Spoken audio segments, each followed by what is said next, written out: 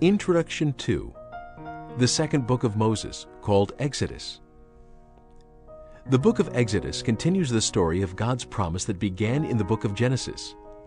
From the peoples of the world, God selected one man, Abraham, and promised to make his descendants into a great nation. Exodus describes the birth of that nation. When the story of Genesis ends, we see Jacob and 70 of his descendants go into Egypt to live. When the book of Exodus begins, these descendants of Abraham have grown to over 2 million people. These people, called Israel, or the Hebrews, became slaves under the Pharaoh of Egypt. The people prayed to the God of their fathers for deliverance. Israel's deliverance from Egypt is perhaps the greatest miracle in the Old Testament. This rescue is remembered annually by the Passover celebration. The eyewitness, Moses, recorded all of the events in Exodus. Moses was the man God used to lead his chosen people out of Egypt.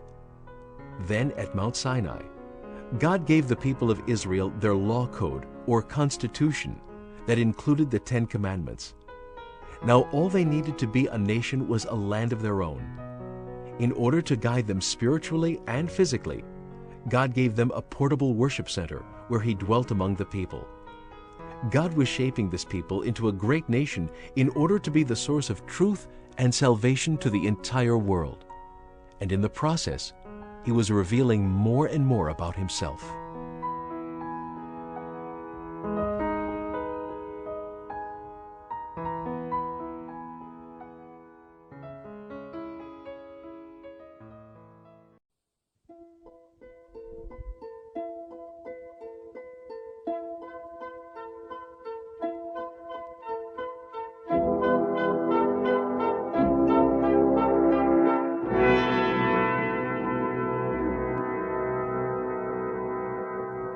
Exodus chapter 1.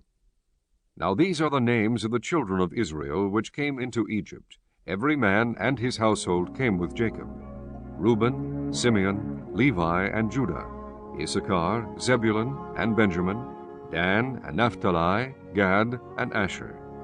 And all the souls that came out of the loins of Jacob were 70 souls, for Joseph was in Egypt already. And Joseph died, and all his brethren, and all that generation. And the children of Israel were fruitful, and increased abundantly, and multiplied, and waxed exceeding mighty, and the land was filled with them.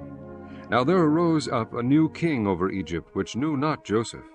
And he said unto his people, Behold, the people of the children of Israel are more and mightier than we. Come on, let us deal wisely with them, lest they multiply, and it come to pass that when there falleth out any war, they join also unto our enemies and fight against us, and so get them up out of the land. Therefore did they set over them taskmasters, to afflict them with their burdens. And they built for Pharaoh treasure cities, Pithom and Ramses. But the more they afflicted them, the more they multiplied and grew. And they were grieved because of the children of Israel. And the Egyptians made the children of Israel to serve with rigor. And they made their lives bitter with hard bondage, in mortar, and in brick, and in all manner of service in the field. All their service wherein they made them serve was with rigor. And the king of Egypt spake to the Hebrew midwives, of which the name of the one was Shiphrah, and the name of the other Puah. And he said, When ye do the office of a midwife to the Hebrew women, and see them upon the stools, if it be a son, then ye shall kill him, but if it be a daughter, then she shall live. But the midwives feared God, and did not as the king of Egypt commanded them, but saved the men children alive. And the king of Egypt called for the midwives, and said unto them, Why have ye done this thing, and have saved the men children alive? And the midwives said unto Pharaoh, Because the Hebrew women are not as the Egyptian women. For they are lively, and are delivered ere the midwives come in unto them. Therefore God dealt well with the midwives, and the people multiplied, and waxed very mighty. And it came to pass, because the midwives feared God, that he made them houses. And Pharaoh charged all his people, saying, Every son that is born ye shall cast into the river, and every daughter ye shall save alive. Chapter 2. And there went a man of the house of Levi, and took to wife a daughter of Levi. And the women conceived and bare a son. when she saw him that he was a goodly child, she hid him 3 months. And when she could no longer hide him, she took for him an ark of bulrushes, and daubed it with slime and with pitch, and put the child therein. And she laid it in the flags by the river's brink. And his sisters stood afar off, to wit what would be done to him. And the daughter of Pharaoh came down to wash herself at the river, and her maidens walked along by the river's side. And when she saw the ark among the flags, she sent her maid to fetch it. And when she had opened it, she saw the child, and behold, the babe wept. And she had compassion on him, and said, This is one of the Hebrews' children. Then said his sister to Pharaoh's daughter, Shall I go and call to thee a nurse of the Hebrew women, that she may nurse the child for thee? And Pharaoh's daughter said to her, Go. And the maid went, and called the child's mother. And Pharaoh's daughter said unto her, Take this child away, and nurse it for me, and I will give thee thy wages. And the woman took the child, and nursed it. And the child grew, and she brought him unto Pharaoh's daughter, and he became her son. And she called his name Moses. And she said, Because I drew him out of the water. And it came to pass in those days, when Moses was grown, that he went out unto his brethren, and looked on their burdens. And he spied an Egyptian smiting an Hebrew, one of his brethren. And he looked this way and that way, and when he saw that there was no man, he slew the Egyptian, and hid him in the sand. And when he went out the second day, behold, 2 men of the Hebrews strove together. And he said to him that did the wrong, Wherefore smitest thou thy fellow? And he said, Who made thee a prince and a judge over us? Intendest thou to kill me as thou killedst the Egyptian? And Moses feared, and said, Surely this thing is known. Now when Pharaoh heard this thing, he sought to slay Moses. But Moses fled from the face of Pharaoh, and dwelt in the land of Midian. And he sat down by a well. Now the priest of Midian had 7 daughters, and they came and drew water, and filled the troughs to water their father's flock. And the shepherds came and drove them away. But Moses stood up and helped them, and watered their flock. And when they came to Reuel their father, he said, How is it that ye are come so soon today? And they said, An Egyptian delivered us out of the hand of the shepherds, and also drew water enough for us, and watered the flock. And he said unto his daughters, And where is he? Why is it that ye have left the man? Call him, that he may eat bread. And Moses was content to dwell with the man, and he gave Moses Zipporah his daughter. And she bare him a son, and he called his name Gershom. For he said, I have been a stranger in a strange land. And it came to pass in process of time, that the king of Egypt died, and the children of Israel sighed by reason of the bondage. And they cried, and their cry came up unto God by reason of the bondage. And God heard their groaning, and God remembered his covenant with Abraham, with Isaac, and with Jacob. And God looked upon the children of Israel, and God had respect unto them. Chapter 3. Now Moses kept the flock of Jethro his father-in-law, the priest of Midian, and he led the flock to the backside of the desert, and came to the mountain of God, even to Horeb. And the angel of the Lord appeared unto him in a flame of fire out of the midst of a bush. And he looked, and behold, the bush burned with fire, and the bush was not consumed. And Moses said, I will now turn aside, and see this great sight, why the bush is not burnt. And when the Lord saw that he turned aside to see, God called unto him out of the midst of the bush, and said, Moses, Moses. And he said, Here am I. And he said, Draw not nigh hither, put off thy shoes from off thy feet, for the place whereon thou standest is holy ground. Moreover he said, I am the God of thy father, the God of Abraham, the God of Isaac, and the God of Jacob. And Moses hid his face, for he was afraid to look upon God.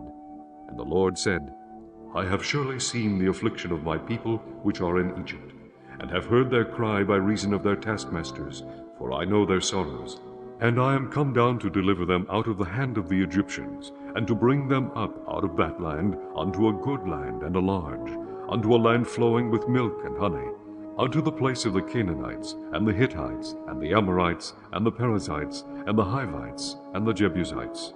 Now therefore, behold, the cry of the children of Israel is come unto me, and I have also seen the oppression wherewith the Egyptians oppress them. Come now therefore, and I will send thee unto Pharaoh, that thou mayest bring forth my people, the children of Israel, out of Egypt. And Moses said unto God, Who am I, that I should go unto Pharaoh? and that I should bring forth the children of Israel out of Egypt. And he said, Certainly I will be with thee, and this shall be a token unto thee, that I have sent thee. When thou hast brought forth the people out of Egypt, ye shall serve God upon this mountain. And Moses said unto God, Behold, when I come unto the children of Israel, and shall say unto them, The God of your fathers hath sent me unto you, and they shall say to me, What is his name? What shall I say unto them? And God said unto Moses, I am that I am. And he said, Thus shalt thou say unto the children of Israel, I am hath sent me unto you. And God said moreover unto Moses, Thus shalt thou say unto the children of Israel, The Lord God of your fathers, the God of Abraham, the God of Isaac, and the God of Jacob, hath sent me unto you. This is my name forever, and this is my memorial unto all generations. Go and gather the elders of Israel together, and say unto them, The Lord God of your fathers, the God of Abraham, of Isaac, and of Jacob, appeared unto me, saying, I have surely visited you, and seen that which is done to you in Egypt. And I have said, I will bring you up out of the affliction of Egypt unto the land of the Canaanites, and the Hittites, and the Amorites, and the Perizzites, and the Hivites, and the Jebusites, unto a land flowing with milk and honey. And they shall hearken to thy voice, and thou shalt come, thou and the elders of Israel, unto the king of Egypt, and ye shall say unto him, The Lord God of the Hebrews hath met with us, and now let us go, we beseech thee, 3 days' journey into the wilderness, that we may sacrifice to the Lord our God. And I am sure that the king of Egypt will not let you go, no, not by a mighty hand. And I will stretch out my hand, and smite Egypt with all my wonders, which I will do in the midst thereof. And after that he will let you go. And I will give this people favor in the sight of the Egyptians. And it shall come to pass, that when ye go, ye shall not go empty, but every woman shall borrow of her neighbor, and of her that sojourneth in her house, jewels of silver, and jewels of gold, and raiment, and ye shall put them upon your sons, and upon your daughters, and ye shall spoil the Egyptians. Chapter 4. And Moses answered, and said, But behold, they will not believe me, nor hearken unto my voice. For they will say, The Lord hath not appeared unto thee. And the Lord said unto him, What is that in thine hand? And he said, A rod. And he said, Cast it on the ground. And he cast it on the ground, and it became a serpent, and Moses fled from before it. And the Lord said unto Moses, Put forth thine hand, and take it by the tail. And he put forth his hand, and caught it, and it became a rod in his hand, that they may believe that the Lord God of their fathers, the God of Abraham, the God of Isaac, and the God of Jacob hath appeared unto thee. And the Lord said furthermore unto him, Put now thine hand into thy bosom. And he put his hand into his bosom, and when he took it out, behold, his hand was leprous as snow. And he said, Put thine hand into thy bosom again. And he put his hand into his bosom again, and plucked it out of his bosom, and behold, it was turned again as his other flesh. And it shall come to pass, if they will not believe thee, neither hearken to the voice of the first sign, that they will believe the voice of the latter sign. And it shall come to pass, if they will not believe also these 2 signs, neither hearken unto thy voice, that thou shalt take of the water of the river, and pour it upon the dry land, and the water which thou takest out of the river shall become blood upon the dry land. And Moses said unto the Lord, O my Lord, I am not eloquent, neither heretofore nor since thou hast spoken unto thy servant. But I am slow of speech, and of a slow tongue. And the Lord said unto him, Who hath made man's mouth? Or who maketh the dumb, or deaf, or the seeing, or the blind? Have not I the Lord? Now therefore go, and I will be with thy mouth, and teach thee what thou shalt say. And he said, O my Lord, send, I pray thee, by the hand of him whom thou wilt send. And the anger of the Lord was kindled against Moses, and he said, Is not Aaron the Levite thy brother? I know that he can speak well, and also, behold, he cometh forth to meet thee. And when he seeth thee, he will be glad in his heart. And thou shalt speak unto him, and put words in his mouth. And I will be with thy mouth, and with his mouth, and will teach you what ye shall do. And he shall be thy spokesman unto the people, and he shall be, even he shall be to thee instead of a mouth, and thou shalt be to him instead of God. And thou shalt take this rod in thine hand, wherewith thou shalt do signs. And Moses went and returned to Jethro his father-in-law, and said unto him, Let me go, I pray thee, and return unto my brethren which are in Egypt, and see whether they be yet alive. And Jethro said to Moses, Go in peace. And the Lord said unto Moses in Midian, Go, return into Egypt, for all the men are dead which sought thy life. And Moses took his wife and his sons, and set them upon an ass, and he returned to the land of Egypt. And Moses took the rod of God in his hand. And the Lord said unto Moses, When thou goest to return into Egypt, see that thou do all those wonders before Pharaoh, which I have put in thine hand. But I will harden his heart, that he shall not let the people go. And thou shalt say unto Pharaoh, Thus saith the Lord, Israel is my son, even my firstborn. And I say unto thee, Let my son go, that he may serve me. And if thou refuse to let him go, behold, I will slay thy son, even thy firstborn. And it came to pass by the way in the inn, that the Lord met him, and sought to kill him. Then Zipporah took a sharp stone, and cut off the foreskin of her son, and cast it at his feet, and said, Surely a bloody husband art thou to me. So he let him go. Then she said, A bloody husband thou art, because of the circumcision. And the Lord said to Aaron, Go into the wilderness to meet Moses. And he went and met him in the mount of God, and kissed him. And Moses told Aaron all the words of the Lord who had sent him, and all the signs which he had commanded him. And Moses and Aaron went and gathered together all the elders of the children of Israel. And Aaron spake all the words which the Lord had spoken unto Moses, and did the signs in the sight of the people. And the people believed. And when they heard that the Lord had visited the children of Israel, and that he had looked upon their affliction, then they bowed their heads and worshipped. Chapter 5. And afterward Moses and Aaron went in, and told Pharaoh, Thus saith the Lord God of Israel, Let my people go, that they may hold a feast unto me in the wilderness. And Pharaoh said, Who is the Lord, that I should obey his voice to let Israel go? I know not the Lord, neither will I let Israel go. And they said, The God of the Hebrews hath met with us. Let us go, we pray thee, 3 days' journey into the desert, and sacrifice unto the Lord our God, lest he fall upon us with pestilence, or with the sword. And the king of Egypt said unto them, Wherefore do ye, Moses and Aaron, let the people from their works? Get you unto your burdens. And Pharaoh said, Behold, the people of the land now are many, and ye make them rest from their burdens. And Pharaoh commanded the same day the taskmasters of the people and their officers, saying, Ye shall no more give the people straw to make brick, as heretofore. Let them go and gather straw for themselves. And the tale of the bricks which they did make heretofore ye shall lay upon them.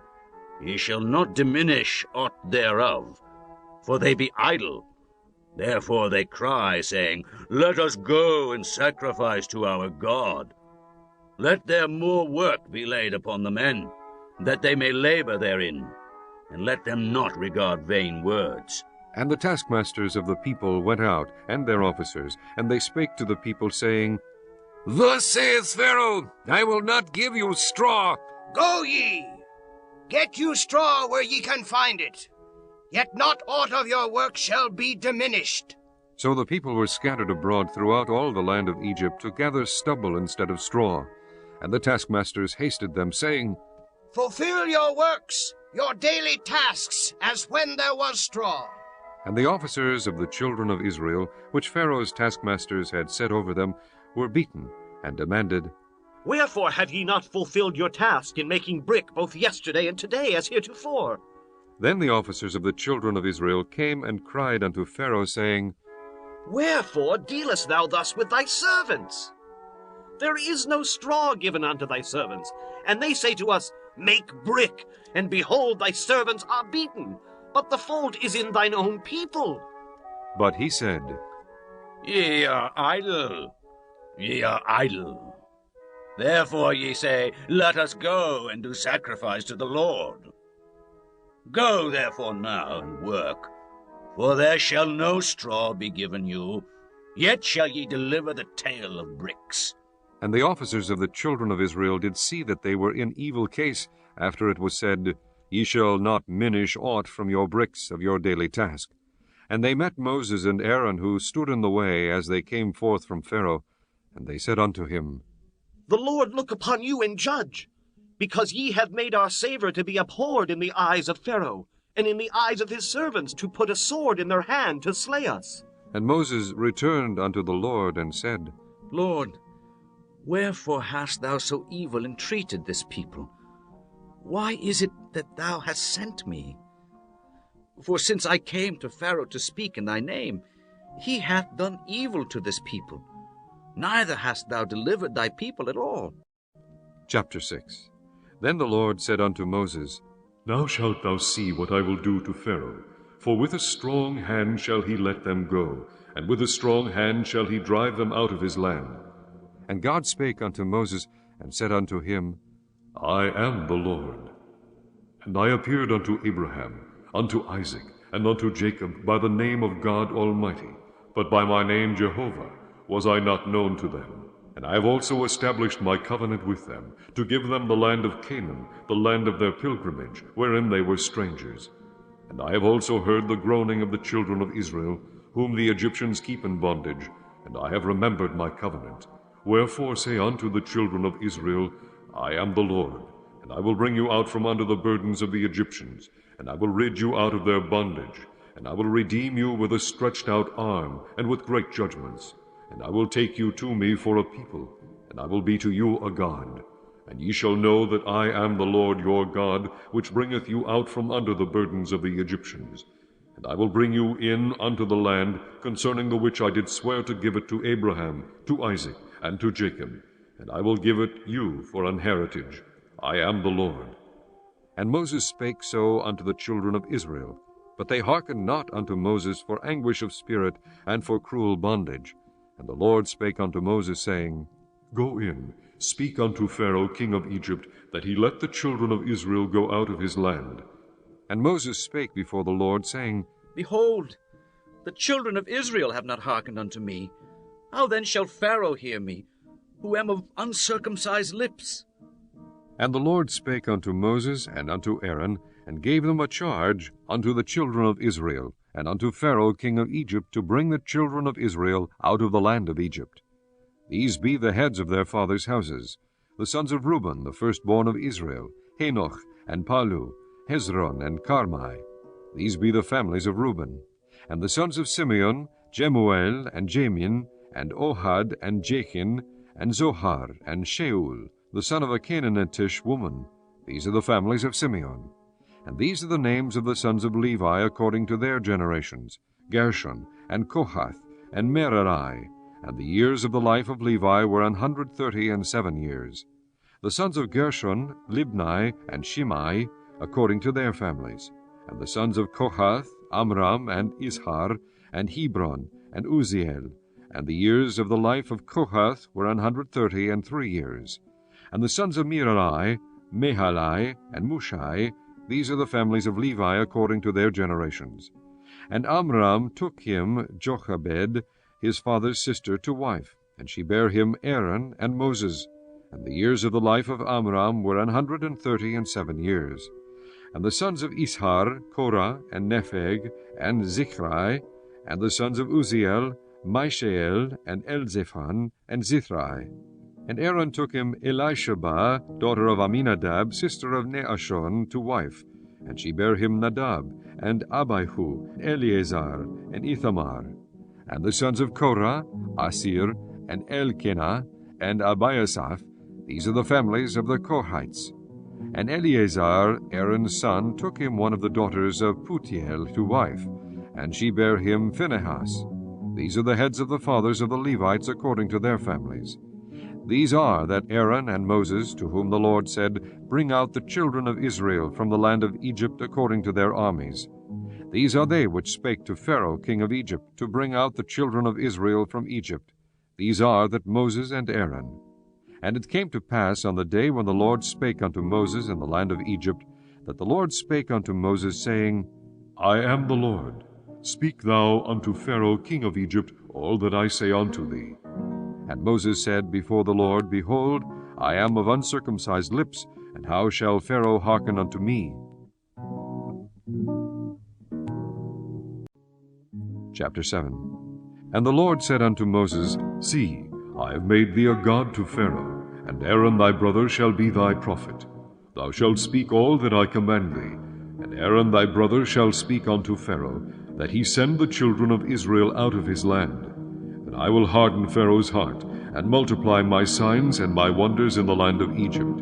But Pharaoh shall not hearken unto you, that I may lay my hand upon Egypt, and bring forth mine armies, and my people the children of Israel, out of the land of Egypt by great judgments.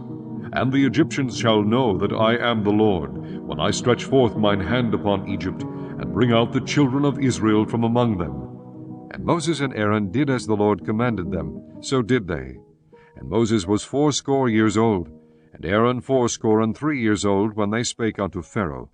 And the Lord spake unto Moses and unto Aaron, saying, When Pharaoh shall speak unto you, saying, Shew a miracle for you, then thou shalt say unto Aaron, Take thy rod, and cast it before Pharaoh, and it shall become a serpent. And Moses and Aaron went unto Pharaoh, and they did so as the Lord had commanded. And Aaron cast down his rod before Pharaoh, and before his servants, and it became a serpent. Then Pharaoh also called the wise men and the sorcerers. Now the magicians of Egypt they also did in like manner with their enchantments. For they cast down every man his rod, and they became serpents. But Aaron's rod swallowed up their rods, and he hardened Pharaoh's heart, that he hearkened not unto them, as the Lord had said. And the Lord said unto Moses, Pharaoh's heart is hardened, he refuseth to let the people go. Get thee unto Pharaoh in the morning. Lo, he goeth out unto the water, and thou shalt stand by the river's brink against he come. And the rod which was turned to a serpent shalt thou take in thine hand. And thou shalt say unto him, The Lord God of the Hebrews hath sent me unto thee, saying, Let my people go, that they may serve me in the wilderness. And behold, hitherto thou wouldest not hear. Thus saith the Lord, In this thou shalt know that I am the Lord. Behold, I will smite with the rod that is in mine hand upon the waters which are in the river, and they shall be turned to blood. And the fish that is in the river shall die, and the river shall stink, and the Egyptians shall loathe to drink of the water of the river. And the Lord spake unto Moses, Say unto Aaron, Take thy rod, and stretch out thine hand upon the waters of Egypt, upon their streams, upon their rivers, and upon their ponds, and upon all their pools of water, that they may become blood, and that there may be blood throughout all the land of Egypt, both in vessels of wood and in vessels of stone. And Moses and Aaron did so as the Lord commanded. And he lifted up the rod, and smote the waters that were in the river, in the sight of Pharaoh, and in the sight of his servants, and all the waters that were in the river were turned to blood. And the fish that was in the river died, and the river stank. The Egyptians could not drink of the water of the river, and there was blood throughout all the land of Egypt. And the magicians of Egypt did so with their enchantments. And Pharaoh's heart was hardened, neither did he hearken unto them, as the Lord had said. And Pharaoh turned and went into his house, neither did he set his heart to this also. And all the Egyptians digged round about the river for water to drink, for they could not drink of the water of the river. And 7 days were fulfilled after that the Lord had smitten the river. Chapter 8. And the Lord spake unto Moses, Go unto Pharaoh, and say unto him, Thus saith the Lord, Let my people go, that they may serve me. And if thou refuse to let them go, behold, I will smite all thy borders with frogs. And the river shall bring forth frogs abundantly, which shall go up and come into thine house, and into thy bedchamber, and upon thy bed, and into the house of thy servants, and upon thy people, and into thine ovens, and into thy kneading troughs. And the frog shall come up both on thee, and upon thy people, and upon thy servants. And the Lord spake unto Moses, Say unto Aaron, Stretch forth thine hand with thy rod over the streams, over the rivers, and over the ponds, and cause frogs to come up upon the land of Egypt. And Aaron stretched out his hand over the waters of Egypt, and the frogs came up, and covered the land of Egypt. And the magicians did so with their enchantments, and brought up frogs upon the land of Egypt. Then Pharaoh called for Moses and Aaron, and said, Entreat the Lord that he may take away the frogs from me, and from my people. And I will let the people go, that they may do sacrifice unto the Lord. And Moses said unto Pharaoh, Glory over me. When shall I entreat for thee, and for thy servants, and for thy people, to destroy the frogs from thee and thy houses, that they may remain in the river only? And he said, Tomorrow. And he said, Be it according to thy word, that thou mayest know that there is none like unto the Lord our God. And the frogs shall depart from thee, and from thy houses, and from thy servants, and from thy people. They shall remain in the river only. And Moses and Aaron went out from Pharaoh, and Moses cried unto the Lord because of the frogs which he had brought against Pharaoh. And the Lord did according to the word of Moses, and the frogs died out of the houses, out of the villages, and out of the fields. And they gathered them together upon heaps, and the land stank.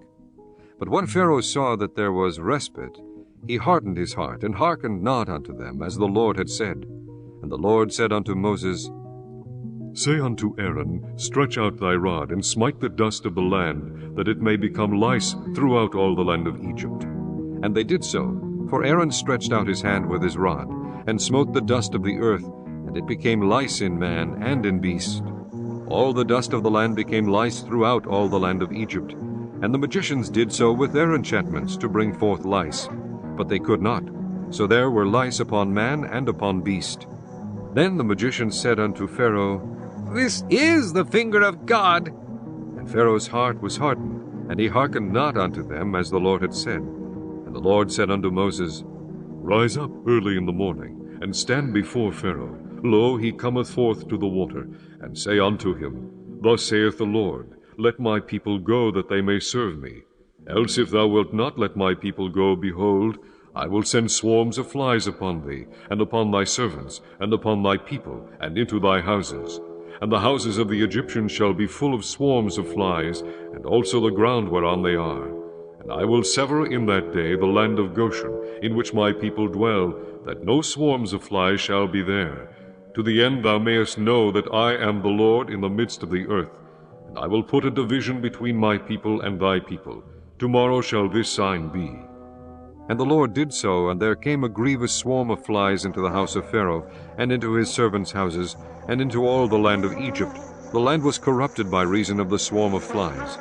And Pharaoh called for Moses and for Aaron, and said, Go ye, sacrifice to your God in the land. And Moses said, It is not meet so to do, for we shall sacrifice the abomination of the Egyptians to the Lord our God. Lo, shall we sacrifice the abomination of the Egyptians before their eyes? And will they not stone us? We will go 3 days' journey into the wilderness, and sacrifice to the Lord our God, as he shall command us. And Pharaoh said, I will let you go, that ye may sacrifice to the Lord your God in the wilderness. Only ye shall not go very far away. Entreat for me. And Moses said, Behold, I go out from thee, and I will entreat the Lord that the swarms of flies may depart from Pharaoh, from his servants, and from his people tomorrow. But let not Pharaoh deal deceitfully any more in not letting the people go to sacrifice to the Lord. And Moses went out from Pharaoh and entreated the Lord. And the Lord did according to the word of Moses, and he removed the swarms of flies from Pharaoh, from his servants, and from his people. There remained not one. And Pharaoh hardened his heart at this time also, neither would he let the people go. Chapter 9. Then the Lord said unto Moses, Go in unto Pharaoh, and tell him, Thus saith the Lord God of the Hebrews, Let my people go, that they may serve me. For if thou refuse to let them go, and wilt hold them still, behold, the hand of the Lord is upon thy cattle, which is in the field, upon the horses, upon the asses, upon the camels, upon the oxen, and upon the sheep. There shall be a very grievous murrain. And the Lord shall sever between the cattle of Israel and the cattle of Egypt, and there shall nothing die of all that is the children's of Israel. And the Lord appointed a set time, saying, Tomorrow the Lord shall do this thing in the land. And the Lord did that thing on the morrow, and all the cattle of Egypt died. But of the cattle of the children of Israel died not one. And Pharaoh sent, and behold, there was not one of the cattle of the Israelites dead. And the heart of Pharaoh was hardened, and he did not let the people go. And the Lord said unto Moses and unto Aaron, Take to you handfuls of ashes of the furnace, and let Moses sprinkle it toward the heaven in the sight of Pharaoh. And it shall become small dust in all the land of Egypt, and shall be a boil breaking forth with blains upon man, and upon beast, throughout all the land of Egypt. And they took ashes of the furnace, and stood before Pharaoh. And Moses sprinkled it up toward heaven, and it became a boil breaking forth with blains upon man, and upon beast. And the magicians could not stand before Moses because of the boils, for the boil was upon the magicians, and upon all the Egyptians. And the Lord hardened the heart of Pharaoh, and he hearkened not unto them, as the Lord had spoken unto Moses. And the Lord said unto Moses, Rise up early in the morning, and stand before Pharaoh, and say unto him, Thus saith the Lord God of the Hebrews, Let my people go, that they may serve me. For I will at this time send all my plagues upon thine heart, and upon thy servants, and upon thy people, that thou mayest know that there is none like me in all the earth. For now will I stretch out my hand, that I may smite thee and thy people with pestilence, and thou shalt be cut off from the earth. And in very deed for this cause which I raised thee up, for to shew in thee my power, and that my name may be declared throughout all the earth. As yet exaltest thou myself against my people, that thou wilt not let them go? Behold, tomorrow about this time I will cause it to rain a very grievous hail, such as hath not been in Egypt since the foundation thereof even until now. Send therefore now, and gather thy cattle, and all that thou hast in the field. For upon every man and beast which shall be found in the field, and shall not be brought home, the hail shall come down upon them, and they shall die. He that feared the word of the Lord among the servants of Pharaoh made his servants and his cattle flee into the houses. And he that regarded not the word of the Lord left his servants and his cattle in the field. And the Lord said unto Moses, Stretch forth thine hand toward heaven, that there may be hail in all the land of Egypt, upon man, and upon beast, and upon every herb of the field throughout the land of Egypt. And Moses stretched forth his rod toward heaven, and the Lord sent thunder and hail, and the fire ran along upon the ground, and the Lord rained hail upon the land of Egypt. So there was hail, and fire mingled with the hail, very grievous, such as there was none like it in all the land of Egypt since it became a nation. And the hail smote throughout all the land of Egypt all that was in the field, both man and beast. And the hail smote every herb of the field, and brake every tree of the field. Only in the land of Goshen, where the children of Israel were, was there no hail. And Pharaoh sent and called for Moses and Aaron, and said unto them, I have sinned this time. The Lord is righteous, and I and my people are wicked. Entreat the Lord, for it is enough that there be no more mighty thunderings and hail, and I will let you go, and ye shall stay no longer. And Moses said unto him, As soon as I am gone out of the city, I will spread abroad my hands unto the Lord, and the thunder shall cease, neither shall there be any more hail, that thou mayest know how that the earth is the Lord's. But as for thee and thy servants, I know that ye will not yet fear the Lord God. And the flax and the barley was smitten, for the barley was in the ear, and the flax was bold. But the wheat and the rye were not smitten, for they were not grown up. And Moses went out of the city from Pharaoh, and spread abroad his hands unto the Lord. And the thunders and hail ceased, and the rain was not poured upon the earth. And when Pharaoh saw that the rain and the hail and the thunders were ceased, he sinned yet more, and hardened his heart, he and his servants. And the heart of Pharaoh was hardened, neither would he let the children of Israel go, as the Lord had spoken by Moses. Chapter 10. And the Lord said unto Moses, Go in unto Pharaoh, for I have hardened his heart, and the heart of his servants, that I might shew these my signs before him, and that thou mayest tell in the ears of thy son, and of thy son's son, what things I have wrought in Egypt, and my signs which I have done among them, that ye may know how that I am the Lord. And Moses and Aaron came in unto Pharaoh, and said unto him, Thus saith the Lord God of the Hebrews, How long wilt thou refuse to humble thyself before me? Let my people go, that they may serve me. Else, if thou refuse to let my people go, behold, tomorrow will I bring the locust into thy coast. And they shall cover the face of the earth, that one cannot be able to see the earth.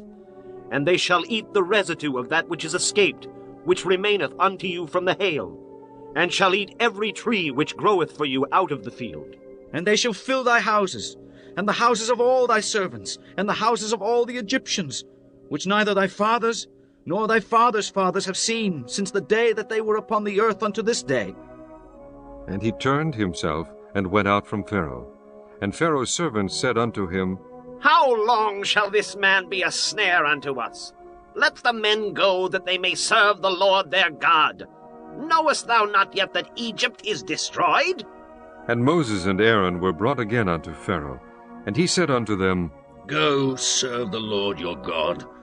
But who are they that shall go?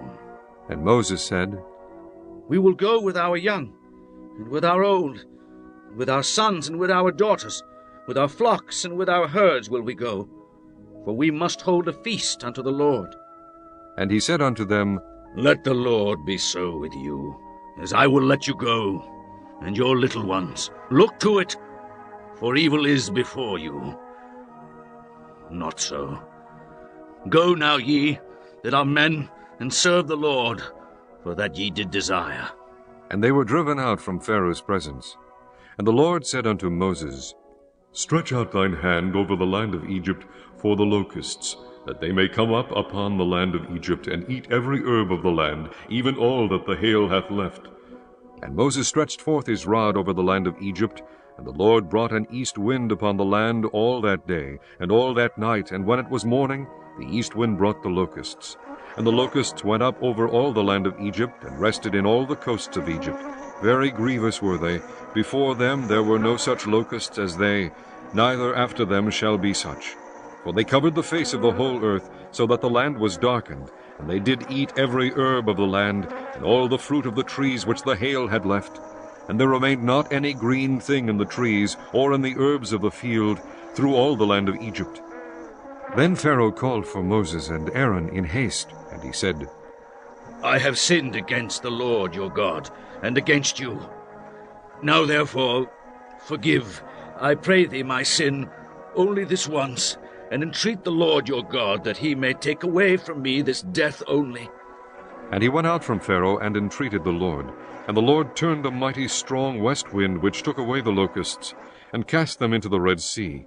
There remained not one locust in all the coasts of Egypt. But the Lord hardened Pharaoh's heart, so that he would not let the children of Israel go. And the Lord said unto Moses, Stretch out thine hand toward heaven, that there may be darkness over the land of Egypt, even darkness which may be felt. And Moses stretched forth his hand toward heaven, and there was a thick darkness in all the land of Egypt 3 days. They saw not one another, neither rose any from his place for 3 days, but all the children of Israel had light in their dwellings. And Pharaoh called unto Moses and said, Go ye, serve the Lord. Only let your flocks and your herds be stayed. Let your little ones also go with you. And Moses said, Thou must give us also sacrifices, and burnt offerings, that we may sacrifice unto the Lord our God. Our cattle also shall go with us. There shall not an hoof be left behind. For thereof must we take to serve the Lord our God, and we know not with what we must serve the Lord until we come thither. But the Lord hardened Pharaoh's heart, and he would not let them go. And Pharaoh said unto him, Get thee from me. Take heed to thyself. See my face no more. For in that day thou seest my face, thou shalt die. And Moses said, Thou hast spoken well. I will see thy face again no more. Chapter 11. And the Lord said unto Moses, Yet will I bring one plague more upon Pharaoh, and upon Egypt. Afterwards he will let you go hence. When he shall let you go, he shall surely thrust you out hence altogether. Speak now in the ears of the people, and let every man borrow of his neighbor, and every woman of her neighbor, jewels of silver and jewels of gold. And the Lord gave the people favor in the sight of the Egyptians. Moreover, the man Moses was very great in the land of Egypt, in the sight of Pharaoh's servants, and in the sight of the people. And Moses said, Thus saith the Lord, About midnight will I go out into the midst of Egypt, and all the firstborn in the land of Egypt shall die, from the firstborn of Pharaoh that sitteth upon his throne, even unto the firstborn of the maidservant that is behind the mill, and all the firstborn of beasts. And there shall be a great cry throughout the land of Egypt, such as there was none like it, nor shall be like it any more. But against any of the children of Israel shall not a dog move his tongue, against man or beast, that ye may know how that the Lord doth put a difference between the Egyptians and Israel. And all these thy servants shall come down unto me, and bow down themselves unto me, saying, Get thee out, and all the people that follow thee, and after that I will go out. And he went out from Pharaoh in a great anger. And the Lord said unto Moses, Pharaoh shall not hearken unto you, that my wonders may be multiplied in the land of Egypt. And Moses and Aaron did all these wonders before Pharaoh, and the Lord hardened Pharaoh's heart, so that he would not let the children of Israel go out of his land. Chapter 12. And the Lord spake unto Moses and Aaron in the land of Egypt, saying, This month shall be unto you the beginning of months. It shall be the first month of the year to you. Speak ye unto all the congregation of Israel, saying, In the 10th day of this month they shall take to them every man a lamb, according to the house of their fathers, a lamb for an house. And if the household be too little for the lamb, let him and his neighbor next unto his house take it according to the number of the souls. Every man according to his eating shall make your count for the lamb. Your lamb shall be without blemish, a male of the first year. Ye shall take it out from the sheep or from the goats. And ye shall keep it up until the 14th day of the same month. And the whole assembly of the congregation of Israel shall kill it in the evening. And they shall take of the blood, and strike it on the 2 side posts, and on the upper door post of the houses wherein they shall eat it. And they shall eat the flesh in that night, roast with fire, and unleavened bread, and with bitter herbs they shall eat it. Eat not of it raw, nor sodden at all with water, but roast with fire, his head with his legs, and with the purtenance thereof. And ye shall let nothing of it remain until the morning. And that which remaineth of it until the morning ye shall burn with fire. And thus shall ye eat it, with your loins girded, your shoes on your feet, and your staff in your hand, and ye shall eat it in haste. It is the Lord's Passover. For I will pass through the land of Egypt this night, and will smite all the firstborn in the land of Egypt, both man and beast, and against all the gods of Egypt I will execute judgment. I am the Lord. And the blood shall be to you for a token upon the houses where ye are. And when I see the blood, I will pass over you, and the plague shall not be upon you to destroy you when I smite the land of Egypt. And this day shall be unto you for a memorial, and ye shall keep it a feast to the Lord throughout your generations. Ye shall keep it a feast by an ordinance forever. 7 days shall ye eat unleavened bread. Even the first day ye shall put away leaven out of your houses. For whosoever eateth leavened bread from the first day until the 7th day, that soul shall be cut off from Israel. And in the first day there shall be an holy convocation, and in the 7th day there shall be an holy convocation to you. No manner of work shall be done in them, save that which every man must eat. That only may be done of you. And ye shall observe the feast of unleavened bread, for in this selfsame day have I brought your armies out of the land of Egypt. Therefore shall ye observe this day in your generations by an ordinance forever. In the 1st month, on the 14th day of the month at even, ye shall eat unleavened bread, until the 21st day of the month at even. 7 days shall there be no leaven found in your houses. For whosoever eateth that which is leavened, even that soul shall be cut off from the congregation of Israel, whether he be a stranger or born in the land. Ye shall eat nothing leavened. In all your habitations shall ye eat unleavened bread. Then Moses called for all the elders of Israel, and said unto them, Draw out, and take you a lamb according to your families, and kill the Passover. And ye shall take a bunch of hyssop, and dip it in the blood that is in the basin, and strike the lintel and the 2 side posts with the blood that is in the basin. And none of you shall go out the door of his house until the morning. For the Lord will pass through to smite the Egyptians, and when he seeth the blood upon the lintel and on the 2 side posts, the Lord will pass over the door, and will not suffer the destroyer to come in unto your houses to smite you. And ye shall observe this thing for an ordinance to thee, and to thy sons forever. And it shall come to pass, when ye be come to the land which the Lord will give you, according as he hath promised, that ye shall keep this service. And it shall come to pass, when your children shall say unto you, What mean ye by this service? That ye shall say, It is the sacrifice of the Lord's Passover, who passed over the houses of the children of Israel in Egypt, when he smote the Egyptians and delivered our houses. And the people bowed the head and worshipped. And the children of Israel went away, and did as the Lord had commanded Moses and Aaron, so did they. And it came to pass that at midnight the Lord smote all the firstborn in the land of Egypt, from the firstborn of Pharaoh that sat on his throne, unto the firstborn of the captive that was in the dungeon, and all the firstborn of cattle. And Pharaoh rose up in the night, he and all his servants, and all the Egyptians, and there was a great cry in Egypt. For there was not a house where there was not one dead. And he called for Moses and Aaron by night, and said, Rise up, and get ye forth from among my people, both ye and the children of Israel, and go, serve the Lord as ye have said. Also take your flocks and your herds, as ye have said, and be gone, and bless me also.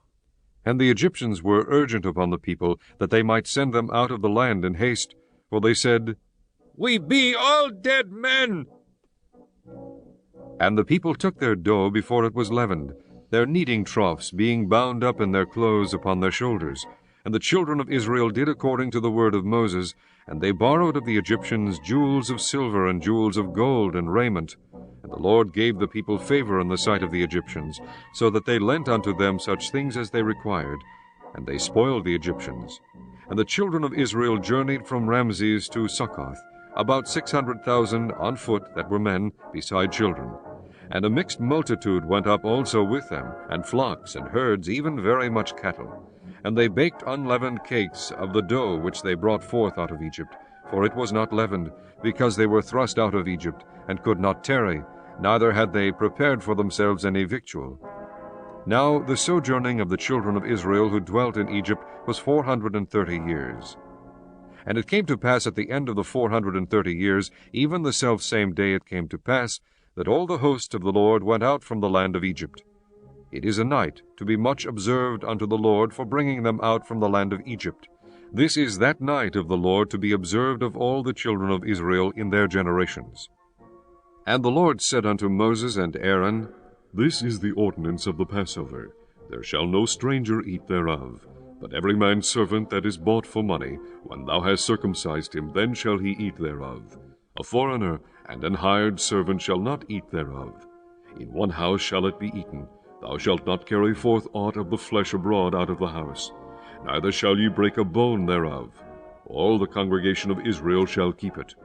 And when a stranger shall sojourn with thee, and will keep the Passover to the Lord, let all his males be circumcised, and then let him come near, and keep it. And he shall be as one that is born in the land, for no uncircumcised person shall eat thereof. One law shall be to him that is homeborn, and unto the stranger that sojourneth among you. Thus did all the children of Israel, as the Lord commanded Moses and Aaron, so did they. And it came to pass the selfsame day that the Lord did bring the children of Israel out of the land of Egypt by their armies. Chapter 13. And the Lord spake unto Moses, saying, Sanctify unto me all the firstborn, whatsoever openeth the womb among the children of Israel, both of man and of beast, it is mine. And Moses said unto the people, Remember this day, in which ye came out from Egypt, out of the house of bondage. For by strength of hand the Lord brought you out from this place. There shall no leavened bread be eaten. This day came ye out in the month Abib.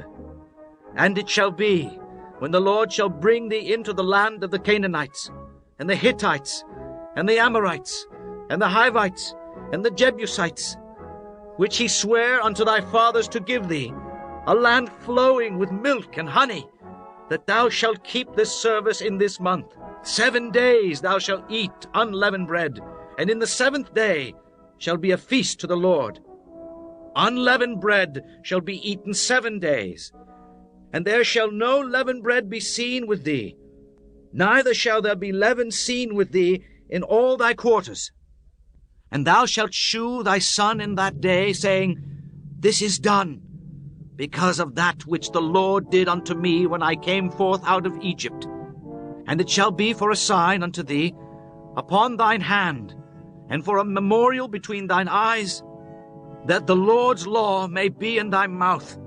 For with a strong hand hath the Lord brought thee out of Egypt.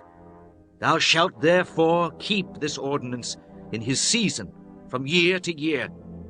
And it shall be, when the Lord shall bring thee into the land of the Canaanites, as he sware unto thee and to thy fathers, and shall give it thee, that thou shalt set apart unto the Lord all that openeth the matrix, and every firstling that cometh of a beast which thou hast, the male shall be the Lord's.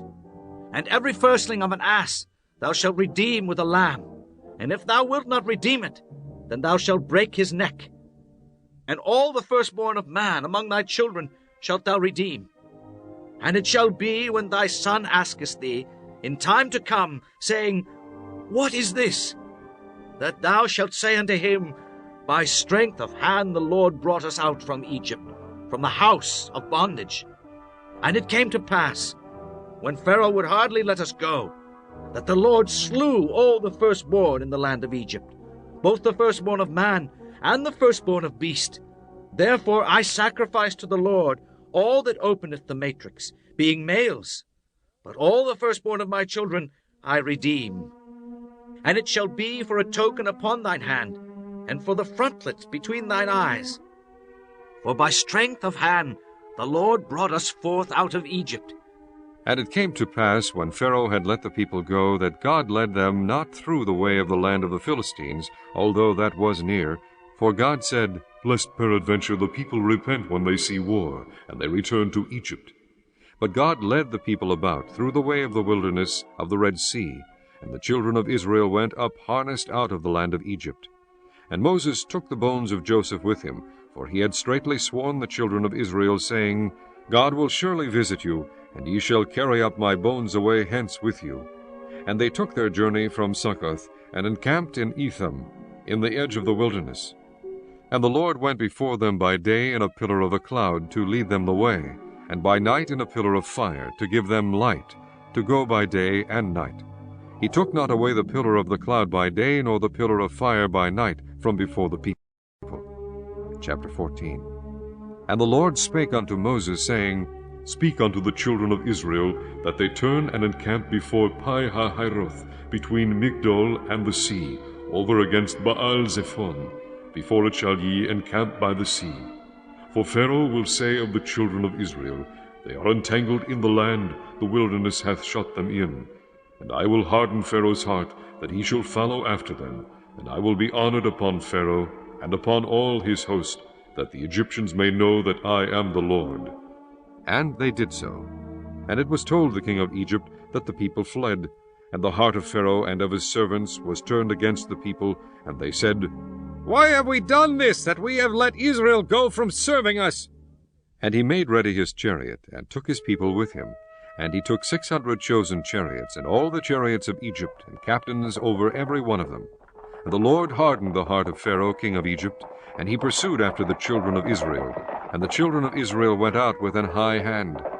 But the Egyptians pursued after them all the horses and chariots of Pharaoh, and his horsemen, and his army, and overtook them encamping by the sea, beside Pi-hahiroth, before Baal-zephon. And when Pharaoh drew nigh, the children of Israel lifted up their eyes, and behold, the Egyptians marched after them, and they were sore afraid.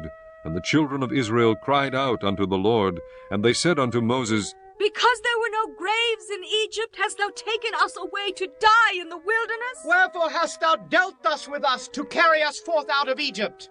Is not this the word that we did tell thee in Egypt, saying, Let us alone, that we may serve the Egyptians? For it had been better for us to serve the Egyptians, than that we should die in the wilderness. And Moses said unto the people, Fear ye not. Stand still and see the salvation of the Lord, which he will shew to you today. For the Egyptians whom ye have seen today, ye shall see them again no more forever. The Lord shall fight for you, and ye shall hold your peace. And the Lord said unto Moses, Wherefore criest thou unto me? Speak unto the children of Israel that they go forward.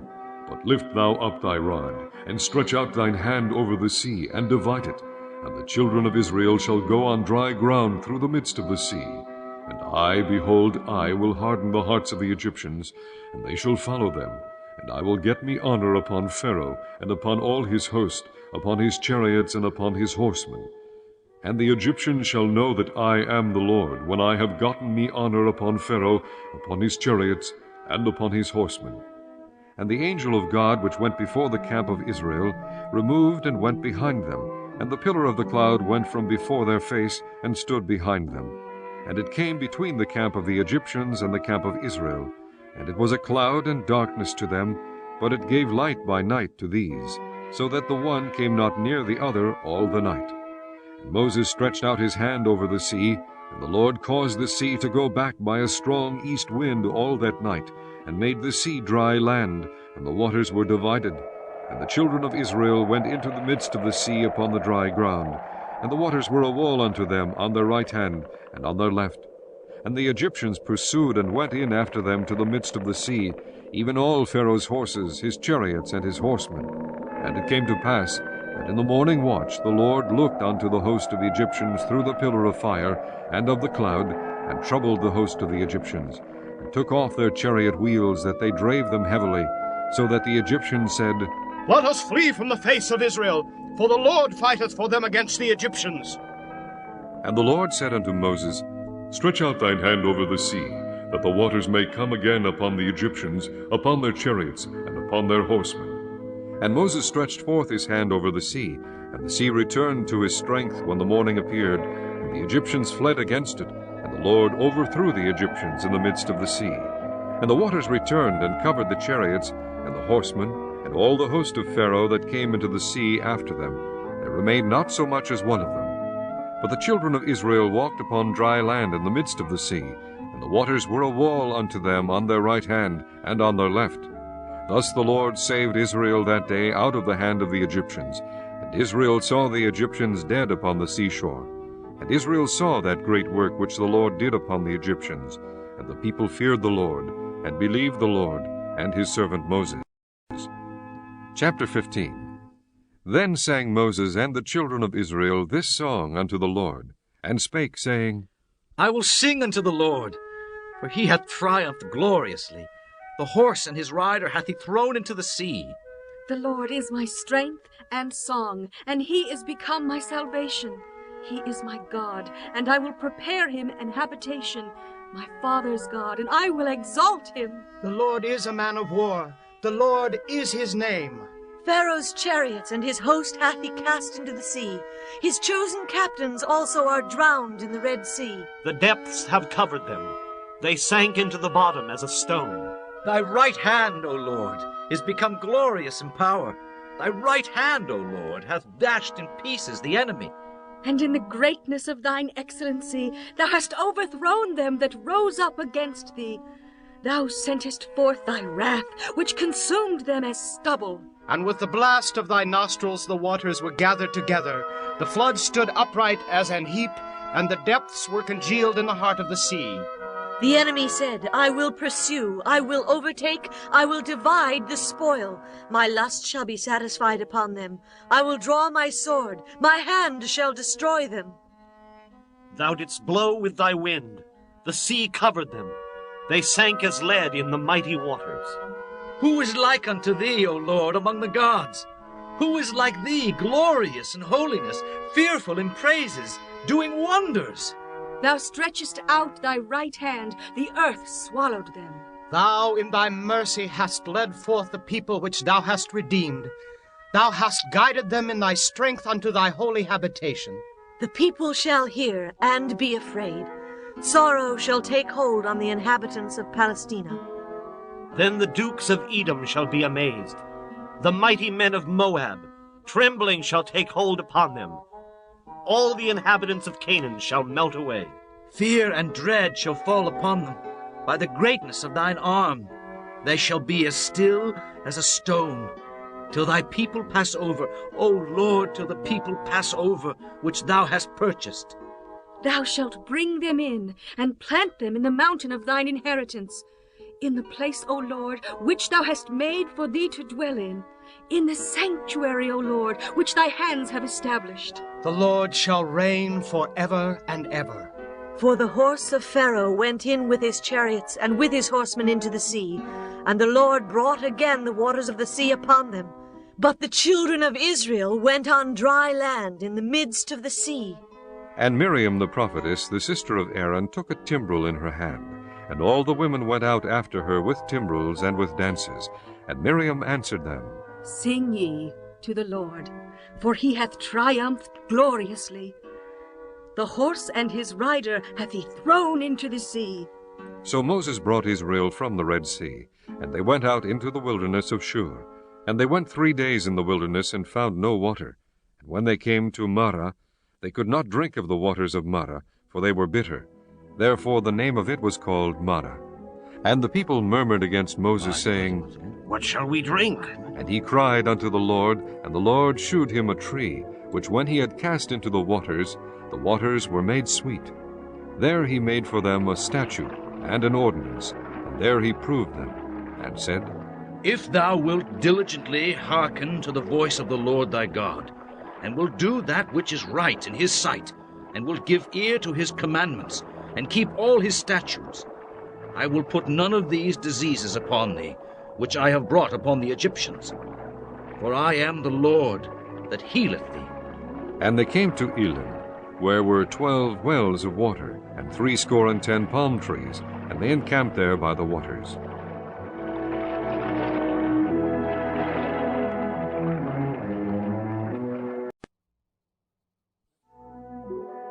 Chapter 16. And they took their journey from Elim, and all the congregation of the children of Israel came unto the wilderness of Sin, which is between Elim and Sinai, on the 15th day of the 2nd month after their departing out of the land of Egypt. And the whole congregation of the children of Israel murmured against Moses and Aaron in the wilderness. And the children of Israel said unto them, Would to God we had died by the hand of the Lord in the land of Egypt, when we sat by the flesh pots, and when we did eat bread to the full. For ye have brought us forth unto this wilderness, to kill this whole assembly with hunger. Then said the Lord unto Moses, Behold, I will rain bread from heaven for you, and the people shall go out and gather a certain rate every day, that I may prove them, whether they will walk in my law or no. And it shall come to pass, that on the 6th day they shall prepare that which they bring in, and it shall be twice as much as they gather daily.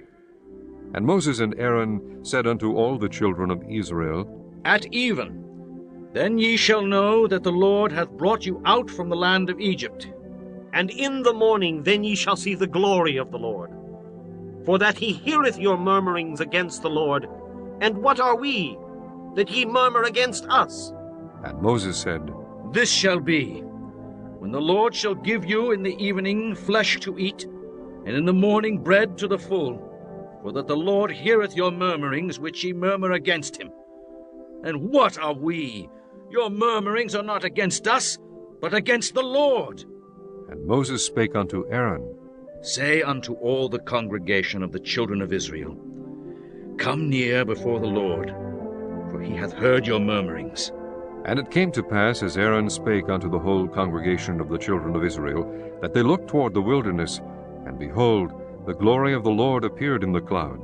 And the Lord spake unto Moses, saying, I have heard the murmurings of the children of Israel. Speak unto them, saying, At even ye shall eat flesh, and in the morning ye shall be filled with bread, and ye shall know that I am the Lord your God. And it came to pass, that at even the quails came up, and covered the camp. And in the morning the dew lay round about the host.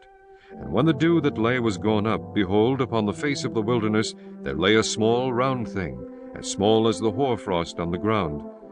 And when the children of Israel saw it, they said one to another, It is manna. For they wist not what it was. And Moses said unto them, This is the bread which the Lord hath given you to eat. This is the thing which the Lord hath commanded. Gather of it every man according to his eating, an omer for every man, according to the number of your persons. Take ye every man for them which are in his tents. And the children of Israel did so, and gathered some more, some less. And when they did meet it with an omer, he that gathered much had nothing over, and he that gathered little had no lack. They gathered every man according to his eating. And Moses said, Let no man leave of it till the morning. Notwithstanding they hearkened not unto Moses, but some of them left of it until the morning, and did bread worms, and stank. And Moses was wroth with them. And they gathered it every morning, every man according to his eating. And when the sun waxed hot, it melted. And it came to pass that on the 6th day they gathered twice as much bread, 2 omers for one man. And all the rulers of the congregation came and told Moses. And he said unto them, This is that which the Lord hath said. Tomorrow is the rest of the holy Sabbath unto the Lord. Bake that which ye will bake today, and seethe that ye will seethe, and that which remaineth over lay up for you to be kept until the morning. And they laid it up till the morning, as Moses bade. And it did not stink, neither was there any worm therein. And Moses said, Eat that today, for today is a Sabbath unto the Lord. Today ye shall not find it in the field. 6 days ye shall gather it. But on the 7th day, which is the Sabbath, in it there shall be none. And it came to pass that there went out some of the people on the 7th day for to gather, and they found none. And the Lord said unto Moses, How long refuse ye to keep my commandments and my laws? See, for that the Lord hath given you the Sabbath, therefore he giveth you on the 6th day the bread of 2 days. Abide ye every man in his place, let no man go out of his place on the 7th day. So the people rested on the 7th day. And the house of Israel called the name thereof manna, and it was like coriander seed, white, and the taste of it was like wafers made with honey. And Moses said, This is the thing which the Lord commandeth. Fill an omer of it to be kept for your generations, that they may see the bread wherewith I have fed you in the wilderness, when I brought you forth from the land of Egypt. And Moses said unto Aaron, Take a pot, and put an omer full of manna therein, and lay it up before the Lord, to be kept for your generations. As the Lord commanded Moses, so Aaron laid it up before the testimony to be kept. And the children of Israel did eat manna 40 years, until they came to a land inhabited. They did eat manna until they came unto the borders of the land of Canaan. Now an omer is the 10th part of an ephah. Chapter 17. And all the congregation of the children of Israel journeyed from the wilderness of Sin after their journeys, according to the commandment of the Lord, and pitched in Rephidim. And there was no water for the people to drink. Wherefore the people did chide with Moses, and said, Give us water that we may drink. And Moses said unto them, Why chide ye with me? Wherefore do ye tempt the Lord? And the people thirsted there for water. And the people murmured against Moses, and said, Wherefore is this that thou hast brought us up out of Egypt to kill us and our children and our cattle with thirst? And Moses cried unto the Lord, saying, What shall I do unto this people? They be almost ready to stone me. And the Lord said unto Moses, Go on before the people, and take with thee of the elders of Israel, and thy rod wherewith thou smotest the river, take in thine hand, and go. Behold, I will stand before thee there upon the rock in Horeb, and thou shalt smite the rock, and there shall come water out of it, that the people may drink. And Moses did so in the sight of the elders of Israel. And he called the name of the place Massah, and Meribah, because of the chiding of the children of Israel, and because they tempted the Lord, saying, Is this the Lord among us or not? Then came Amalek, and fought with Israel in Rephidim. And Moses said unto Joshua, Choose us out men, and go out and fight with Amalek. Tomorrow I will stand on the top of the hill with the rod of God in mine hand.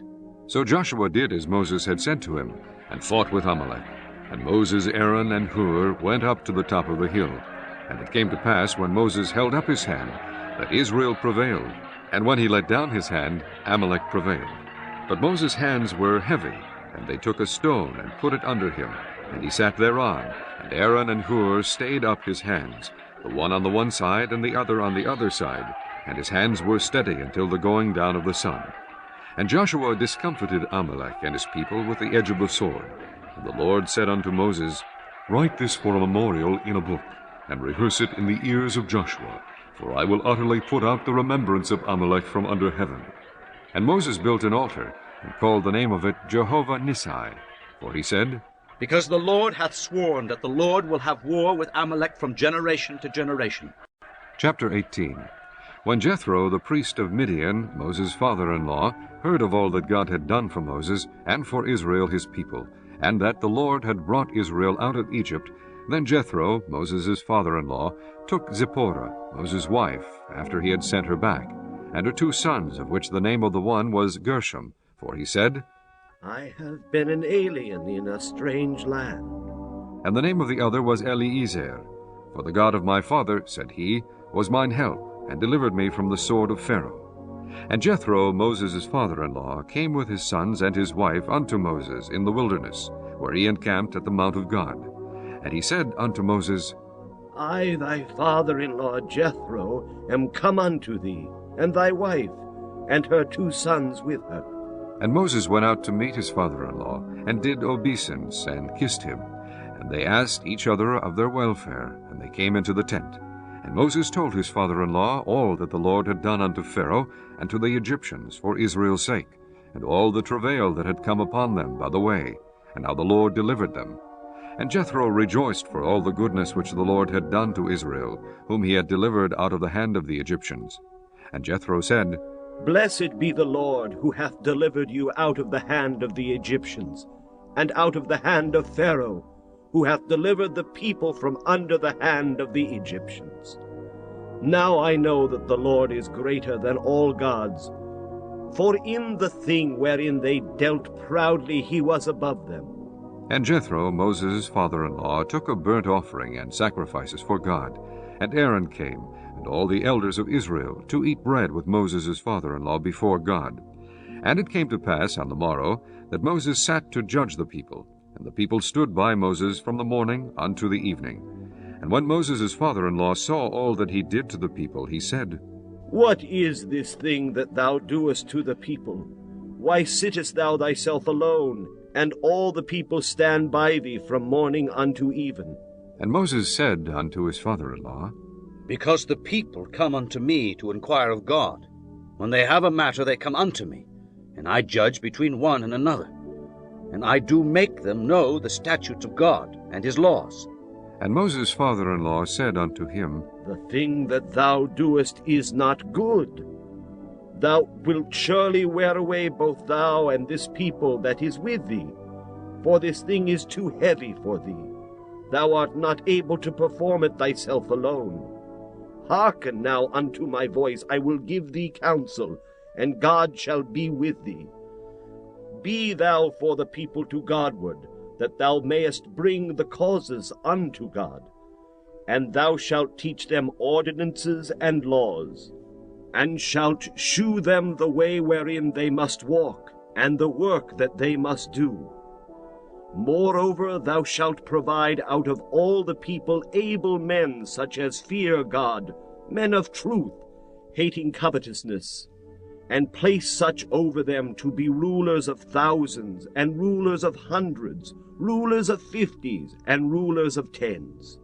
And let them judge the people at all seasons, and it shall be that every great matter they shall bring unto thee, but every small matter they shall judge. So shall it be easier for thyself, and they shall bear the burden with thee. If thou shalt do this thing, and God command thee so, then thou shalt be able to endure, and all this people shall also go to their place in peace. So Moses hearkened to the voice of his father-in-law, and did all that he had said. And Moses chose able men out of all Israel, and made them heads over the people, rulers of thousands, rulers of hundreds, rulers of 50s, and rulers of 10s. And they judged the people at all seasons. The hard causes they brought unto Moses, but every small matter they judged themselves. And Moses let his father-in-law depart, and he went his way into his own land. Chapter 19. In the 3rd month, when the children of Israel were gone forth out of the land of Egypt, the same day came they into the wilderness of Sinai, for they were departed from Rephidim, and were come to the desert of Sinai, and had pitched in the wilderness, and there Israel camped before the mount.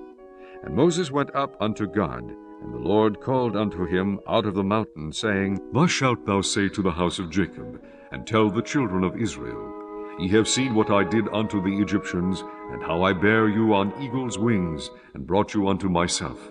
Now therefore, if ye will obey my voice indeed, and keep my covenant, then ye shall be a peculiar treasure unto me above all people, for all the earth is mine. And ye shall be unto me a kingdom of priests, and an holy nation. These are the words which thou shalt speak unto the children of Israel. And Moses came and called for the elders of the people, and laid before their faces all these words which the Lord commanded him. And all the people answered together, and said, All that the Lord hath spoken, we will do. And Moses returned the words of the people unto the Lord. And the Lord said unto Moses, Lo, I come unto thee in a thick cloud, that the people may hear when I speak with thee, and believe thee forever. And Moses told the words of the people unto the Lord. And the Lord said unto Moses, Go unto the people, and sanctify them today and tomorrow, and let them wash their clothes, and be ready against the third day. For the third day the Lord will come down in the sight of all the people upon Mount Sinai. And thou shalt set bounds unto the people round about, saying, Take heed to yourselves, that ye go not up into the mount, or touch the border of it.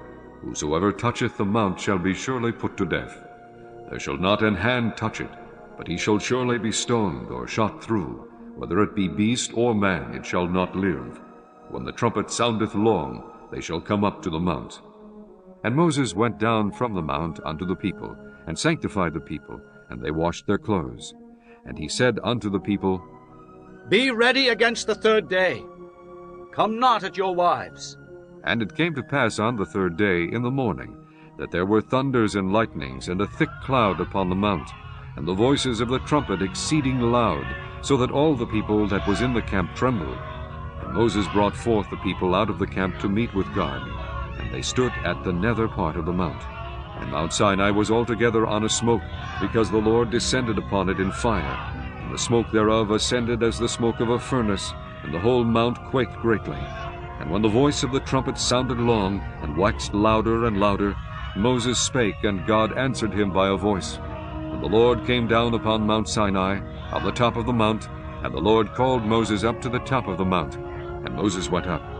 And the Lord said unto Moses, Go down, charge the people, lest they break through unto the Lord to gaze, and many of them perish.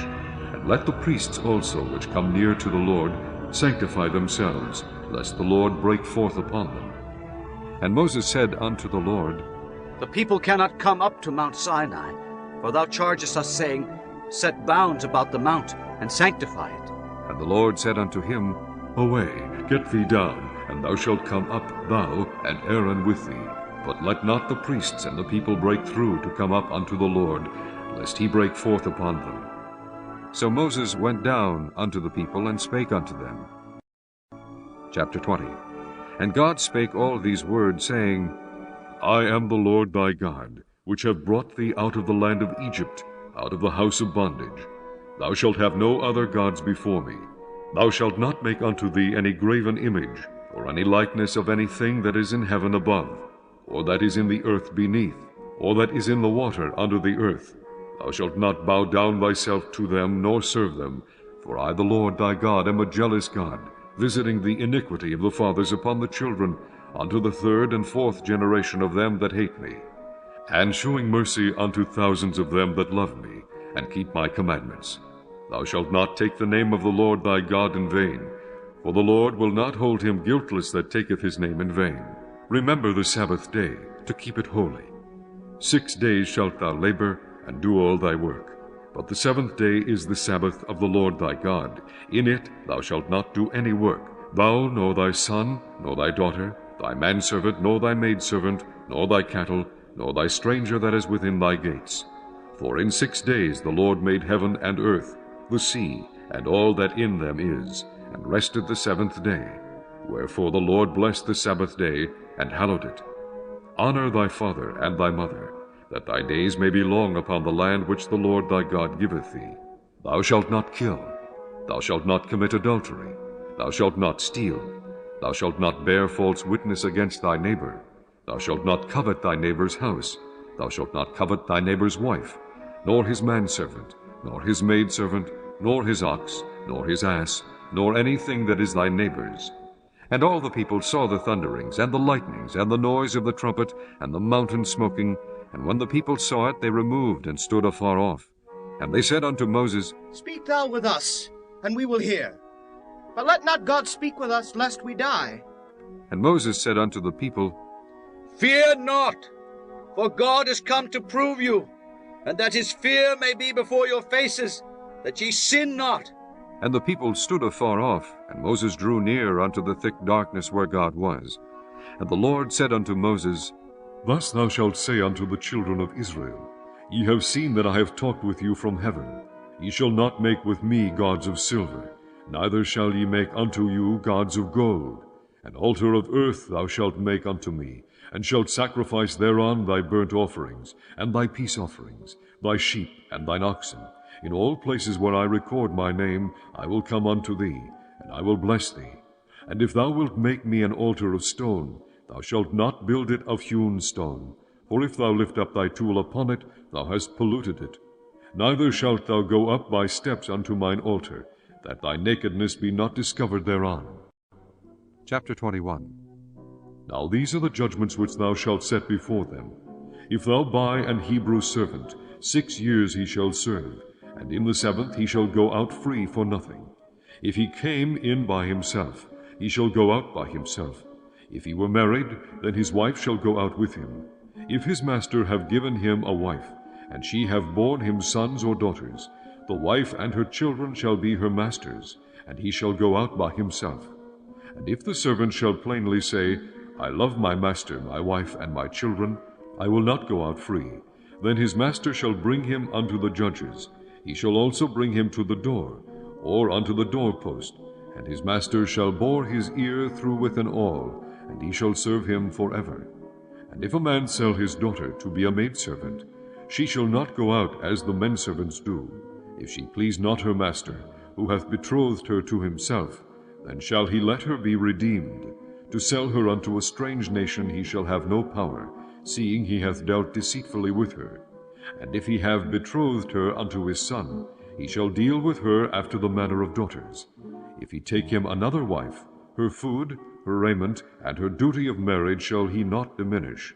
And if he do not these 3 unto her, then shall she go out free without money. He that smiteth a man, so that he die, shall be surely put to death. And if a man lie not in wait, but God deliver him into his hand, then I will appoint thee a place whither he shall flee. But if a man come presumptuously upon his neighbor, to slay him with guile, thou shalt take him from mine altar, that he may die. And he that smiteth his father or his mother shall be surely put to death. And he that stealeth a man and selleth him, or if he be found in his hand, he shall surely be put to death. And he that curseth his father or his mother shall surely be put to death. And if men strive together, and one smite another with a stone or with his fist, and he die not, but keepeth his bed, if he rise again and walk abroad upon his staff, then shall he that smote him be quit. Only he shall pay for the loss of his time, and shall cause him to be thoroughly healed. And if a man smite his servant or his maid with a rod, and he die under his hand, he shall be surely punished. Notwithstanding, if he continue a day or 2, he shall not be punished, for he is his money. If men strive and hurt a woman with child, so that her fruit depart from her, and yet no mischief follow, he shall be surely punished, according as the woman's husband will lay upon him, and he shall pay as the judges determine. And if any mischief follow, then thou shalt give life for life, eye for eye, tooth for tooth, hand for hand, foot for foot, burning for burning, wound for wound, stripe for stripe. And if a man smite the eye of his servant, or the eye of his maid, that it perish, he shall let him go free for his eye's sake. And if he smite out his manservant's tooth, or his maidservant's tooth, he shall let him go free for his tooth's sake. If an ox gore a man or a woman, that they die, then the ox shall be surely stoned, and his flesh shall not be eaten, but the owner of the ox shall be quit. But if the ox were wont to push with his horn in time past, and it hath been testified to his owner, and he hath not kept him in, but that he hath killed a man or a woman, The ox shall be stoned, and his owner also shall be put to death. If there be laid upon him a sum of money, then he shall give for the ransom of his life whatsoever is laid upon him. Whether he have gored a son, or have gored a daughter, according to this judgment shall it be done unto him.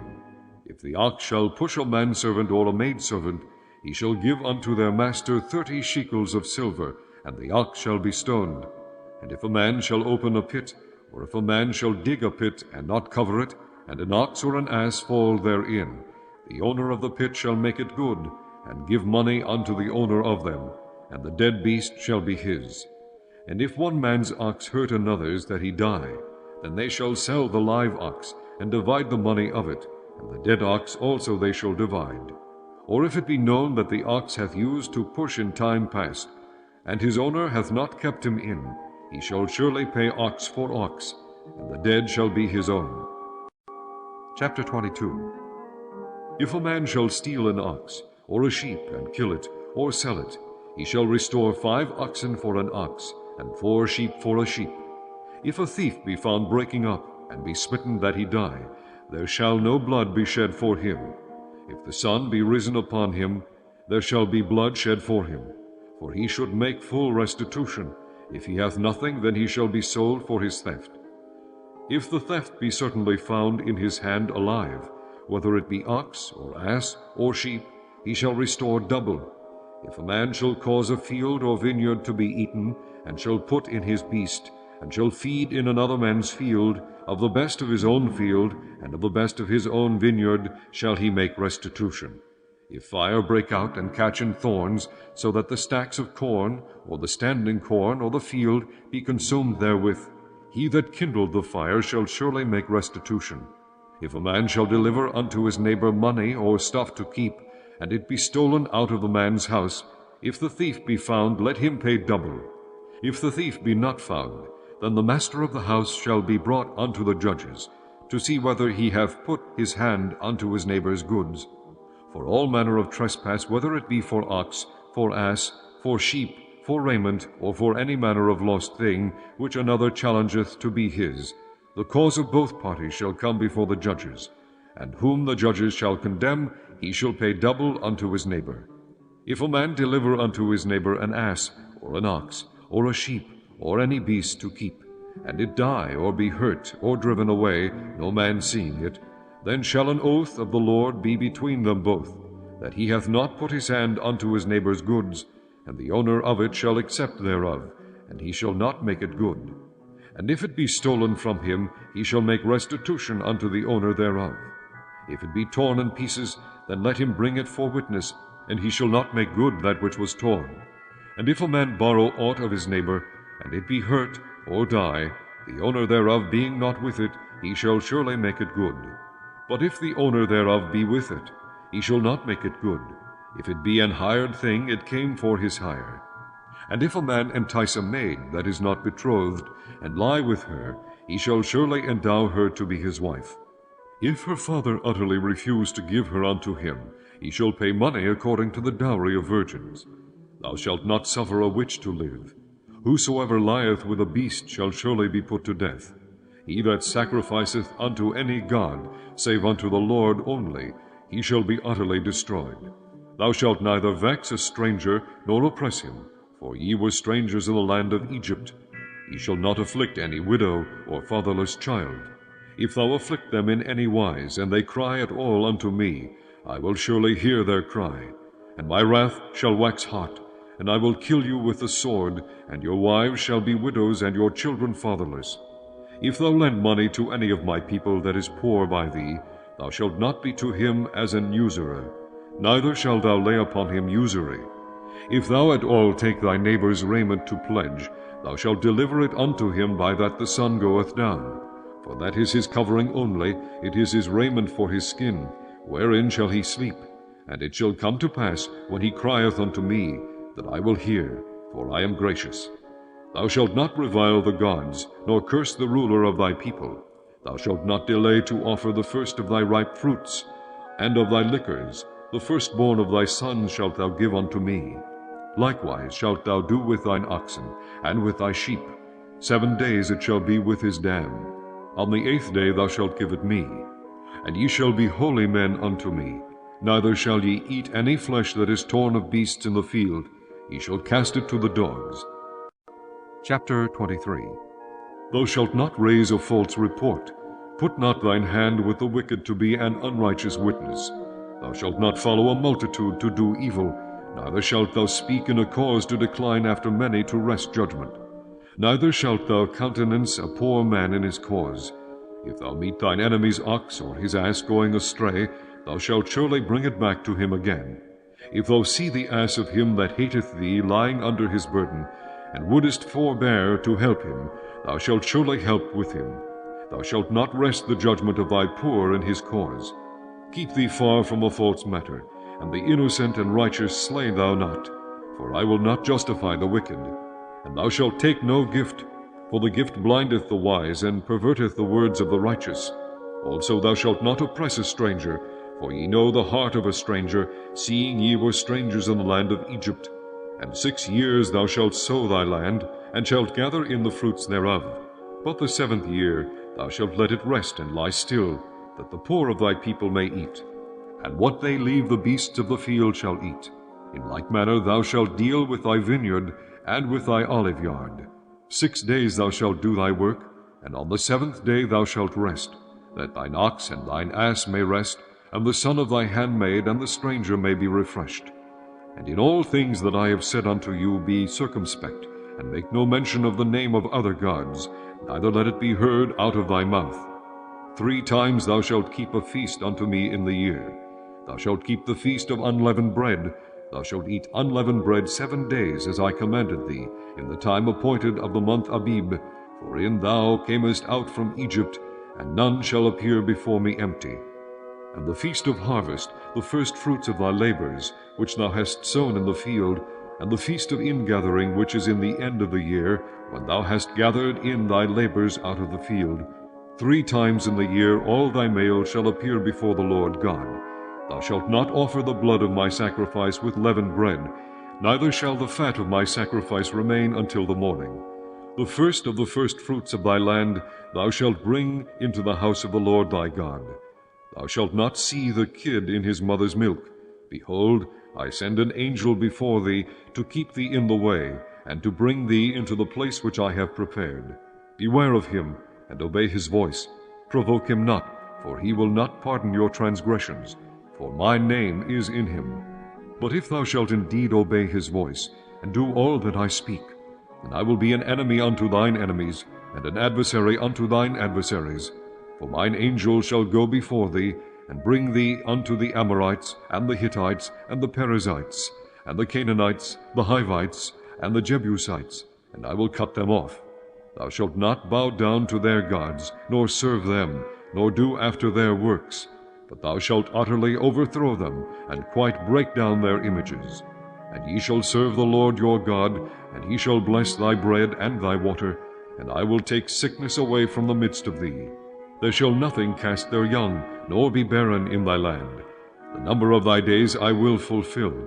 I will send my fear before thee, and will destroy all the people to whom thou shalt come, and I will make all thine enemies turn their backs unto thee. And I will send hornets before thee, which shall drive out the Hivite, the Canaanite, and the Hittite from before thee. I will not drive them out from before thee in 1 year, lest the land become desolate, and the beast of the field multiply against thee. By little and little I will drive them out from before thee, until thou be increased and inherit the land. And I will set thy bounds from the Red Sea even unto the sea of the Philistines, and from the desert unto the river. For I will deliver the inhabitants of the land into your hand, and thou shalt drive them out before thee. Thou shalt make no covenant with them, nor with their gods.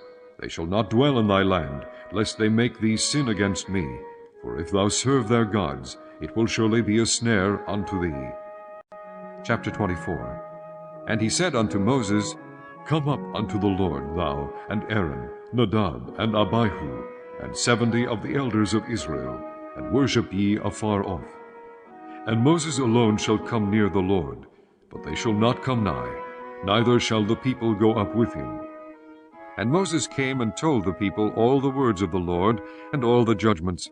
And all the people answered with one voice, and said, All the words which the Lord hath said will we do. And Moses wrote all the words of the Lord, and rose up early in the morning, and builded an altar under the hill, and 12 pillars, according to the 12 tribes of Israel. And he sent young men of the children of Israel, which offered burnt offerings, and sacrificed peace offerings of oxen unto the Lord. And Moses took half of the blood, and put it in basins, and half of the blood he sprinkled on the altar. And he took the book of the covenant, and read in the audience of the people, and they said, All that the Lord hath said will we do, and be obedient. And Moses took the blood, and sprinkled it on the people, and said, Behold, the blood of the covenant which the Lord hath made with you concerning all these words. Then went up Moses and Aaron, Nadab, and Abihu, and 70 of the elders of Israel. And they saw the God of Israel, and there was under his feet as it were a paved work of a sapphire stone, as it were the body of heaven in his clearness. And upon the nobles of the children of Israel he laid not his hand. Also they saw God, and did eat and drink.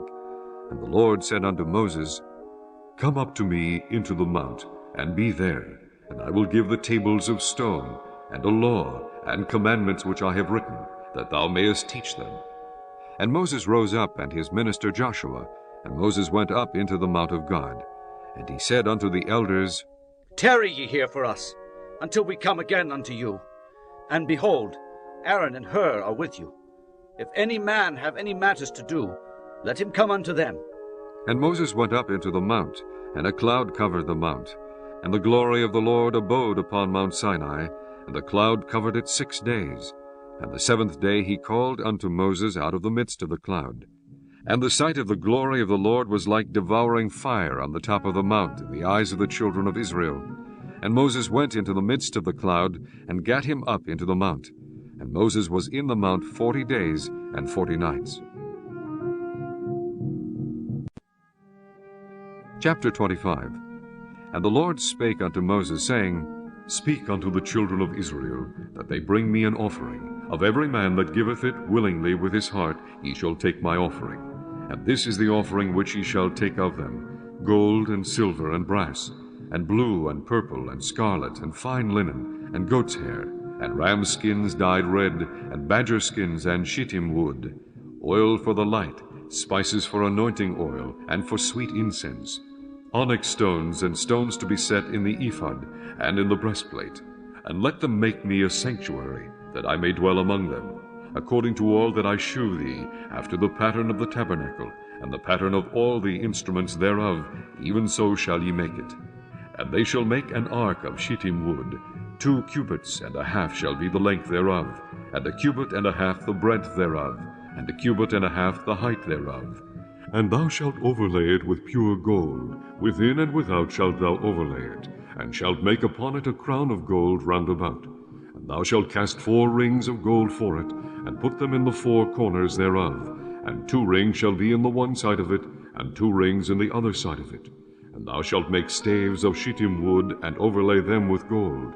And thou shalt put the staves into the rings by the sides of the ark, that the ark may be borne with them. The staves shall be in the rings of the ark, they shall not be taken from it. And thou shalt put into the ark the testimony which I shall give thee. And thou shalt make a mercy seat of pure gold. 2 cubits and a half shall be the length thereof, and 1 cubit and a half the breadth thereof. And thou shalt make 2 cherubims of gold. Of beaten work shalt thou make them, in the 2 ends of the mercy seat.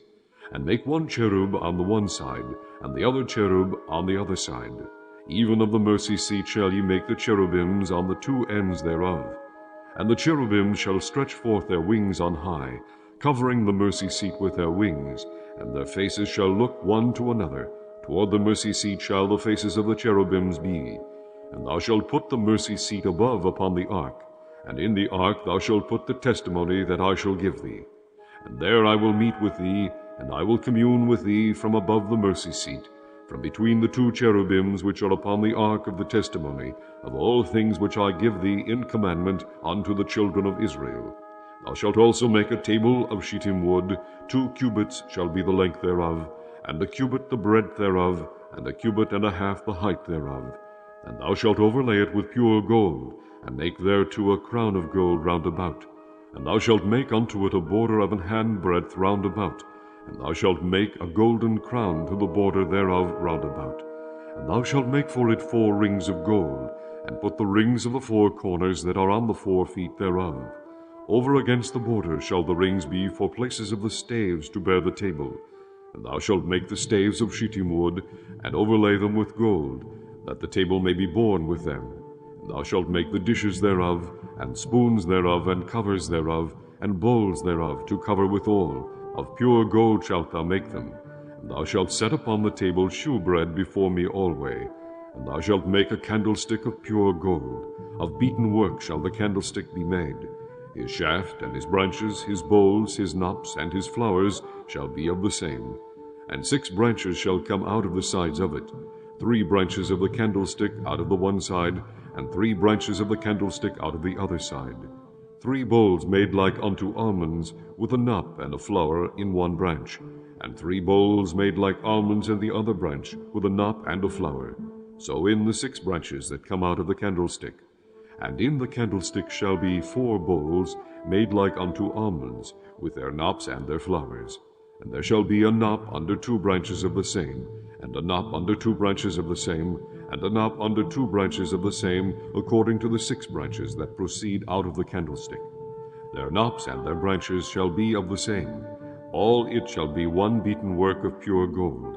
And thou shalt make the 7 lamps thereof, and they shall light the lamps thereof, that they may give light over against it.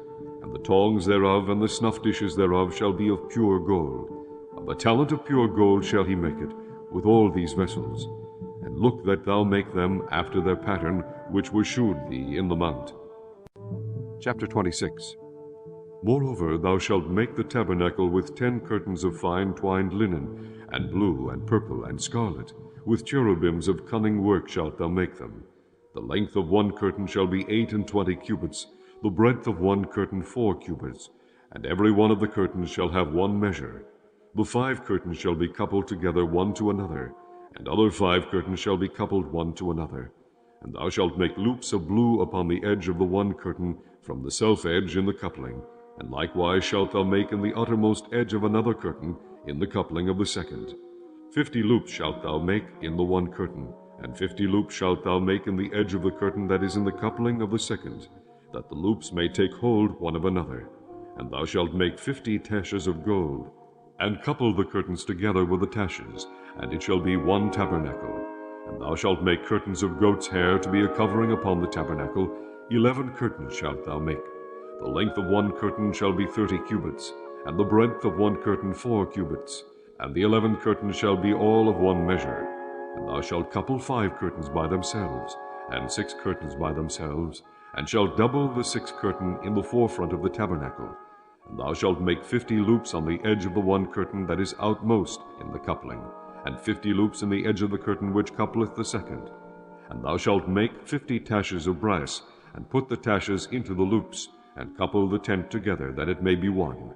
And the remnant that remaineth of the curtains of the tent, the half curtain that remaineth, shall hang over the backside of the tabernacle, and a cubit on the one side, and a cubit on the other side of that which remaineth in the length of the curtains of the tent. It shall hang over the sides of the tabernacle on this side and on that side to cover it. And thou shalt make a covering for the tent of ram skins dyed red, and a covering above of badger skins. And thou shalt make boards for the tabernacle of shittim wood standing up. 10 cubits shall be the length of a board, and a cubit and a half shall be the breadth of one board. 2 tenons shall there be in one board, set in order one against another. Thus shalt thou make for all the boards of the tabernacle. And thou shalt make the boards for the tabernacle, 20 boards on the south side southward. And thou shalt make 40 sockets of silver under the 20 boards, 2 sockets under one board for his 2 tenons, and 2 sockets under another board for his 2 tenons. And for the second side of the tabernacle on the north side there shall be 20 boards, and there 40 sockets of silver, 2 sockets under one board, and 2 sockets under another board. And for the sides of the tabernacle westward thou shalt make 6 boards. And 2 boards shalt thou make for the corners of the tabernacle in the 2 sides. And they shall be coupled together beneath, and they shall be coupled together above the head of it unto one ring. Thus shall it be for them both. They shall be for the 2 corners. And they shall be 8 boards, and their sockets of silver, 16 sockets, 2 sockets under one board, and 2 sockets under another board. And thou shalt make bars of shittim wood, 5 for the boards of the one side of the tabernacle, and 5 bars for the boards of the other side of the tabernacle, and 5 bars for the boards of the side of the tabernacle for the 2 sides westward. And the middle bar in the midst of the boards shall reach from end to end. And thou shalt overlay the boards with gold, and make their rings of gold for places for the bars. And thou shalt overlay the bars with gold. And thou shalt rear up the tabernacle according to the fashion thereof, which was shewed thee in the mount. And thou shalt make a veil of blue, and purple, and scarlet, and fine twined linen of cunning work. With cherubim shall it be made. And thou shalt hang it upon 4 pillars of shittim wood overlaid with gold. Their hooks shall be of gold, upon the 4 sockets of silver. And thou shalt hang up the veil under the taches, that thou mayest bring in thither within the veil the ark of the testimony. And the veil shall divide unto you between the holy place and the most holy. And thou shalt put the mercy seat upon the ark of the testimony in the most holy place. And thou shalt set the table without the veil, and the candlestick over against the table on the side of the tabernacle toward the south. And thou shalt put the table on the north side. And thou shalt make an hanging for the door of the tent of blue, and purple, and scarlet, and fine twined linen, wrought with needlework. And thou shalt make for the hanging 5 pillars of shittim wood, and overlay them with gold, and their hook shall be of gold. And thou shalt cast 5 sockets of brass for them. Chapter 27. And thou shalt make an altar of shittim wood, 5 cubits long, and 5 cubits broad. The altar shall be 4 square, and the height thereof shall be 3 cubits. And thou shalt make the horns of it upon the 4 corners thereof. His horn shall be of the same, and thou shalt overlay it with brass. And thou shalt make his pans to receive his ashes, and his shovels, and his basins, and his flesh hooks, and his fire pans. All the vessels thereof thou shalt make of brass. And thou shalt make for it a grate of network of brass, and upon the net shalt thou make 4 brazen rings in the 4 corners thereof. And thou shalt put it under the compass of the altar beneath, that the net may be even to the midst of the altar. And thou shalt make staves for the altar, staves of shittim wood, and overlay them with brass. And the staves shall be put into the rings, and the staves shall be upon the 2 sides of the altar to bear it. Hollow with boards shalt thou make it, as it was shewed thee in the mount, so shall they make it. And thou shalt make the court of the tabernacle. For the south side southward there shall be hangings for the court of fine twined linen of 100 cubits long for one side. And the 20 pillars thereof, and their 20 sockets shall be of brass. The hooks of the pillars and their fillets shall be of silver. And likewise for the north side in length there shall be hangings of 100 cubits long, and his 20 pillars and their 20 sockets of brass, the hooks of the pillars and their fillets of silver. And for the breadth of the court on the west side shall be hangings of 50 cubits, their pillars 10, and their sockets 10. And the breadth of the court on the east side eastward shall be 50 cubits. The hangings of one side of the gate shall be 15 cubits, their pillars 3, and their sockets 3. And on the other side shall be hangings 15 cubits, their pillars 3, and their sockets 3. And for the gate of the court shall be an hanging of 20 cubits, of blue, and purple, and scarlet, and fine twined linen wrought with needlework. And their pillars shall be 4, and their sockets 4. All the pillars round about the court shall be filleted with silver. Their hooks shall be of silver, and their sockets of brass. The length of the court shall be 100 cubits, and the breadth 50 everywhere, and the height 5 cubits of fine twined linen, and their sockets of brass. All the vessels of the tabernacle in all the service thereof, and all the pins thereof, and all the pins of the court shall be of brass. And thou shalt command the children of Israel that they bring thee pure olive oil beaten for the light, to cause the lamp to burn always. In the tabernacle of the congregation without the veil, which is before the testimony, Aaron and his sons shall order it from evening to morning before the Lord. It shall be a statute forever unto their generations on the behalf of the children of Israel. Chapter 28. And take thou unto thee Aaron thy brother, and his sons with him, from among the children of Israel, that he may minister unto me in the priest's office, even Aaron, Nadab, and Abihu, Eleazar, and Ithamar, Aaron's sons. And thou shalt make holy garments for Aaron thy brother, for glory and for beauty. And thou shalt speak unto all that are wise-hearted, whom I have filled with the spirit of wisdom, that they may make Aaron's garments to consecrate him, that he may minister unto me in the priest's office. And these are the garments which they shall make: a breastplate, and an ephod, and a robe, and a broidered coat, a mitre, and a girdle. And they shall make holy garments for Aaron thy brother, and his sons, that he may minister unto me in the priest's office. And they shall take gold, and blue, and purple, and scarlet, and fine linen. And they shall make the ephod of gold, of blue, and of purple, of scarlet, and fine twined linen, with cunning work. It shall have the 2 shoulder pieces thereof joined at the 2 edges thereof, and so it shall be joined together. And the curious girdle of the ephod which is upon it shall be of the same, according to the work thereof, even of gold, of blue, and purple, and scarlet, and fine twined linen. And thou shalt take 2 onyx stones, and grave on them the names of the children of Israel, 6 of their names on one stone, the other 6 names of the rest on the other stone, according to their birth. With the work of an engraver in stone, like the engravings of a signet, shalt thou engrave the 2 stones with the names of the children of Israel. Thou shalt make them to be set in ouches of gold. And thou shalt put the 2 stones upon the shoulders of the ephod for stones of memorial unto the children of Israel. And Aaron shall bear their names before the Lord upon his 2 shoulders for a memorial. And thou shalt make ouches of gold, and 2 chains of pure gold at the ends. Of wreathen work shalt thou make them, and fasten the wreathen chains to the ouches. And thou shalt make the breastplate of judgment with cunning work.